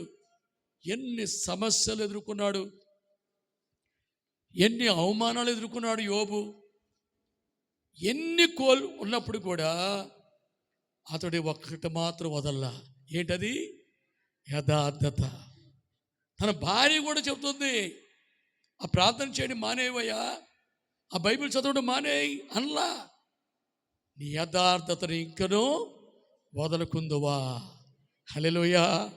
10 మంది పిల్లలు చచ్చిపోయారు, ఆస్తులన్నీ పోయాయి, నీ శరీరము కూడా, నీ దేహమంతా కురుపులతో చర్మ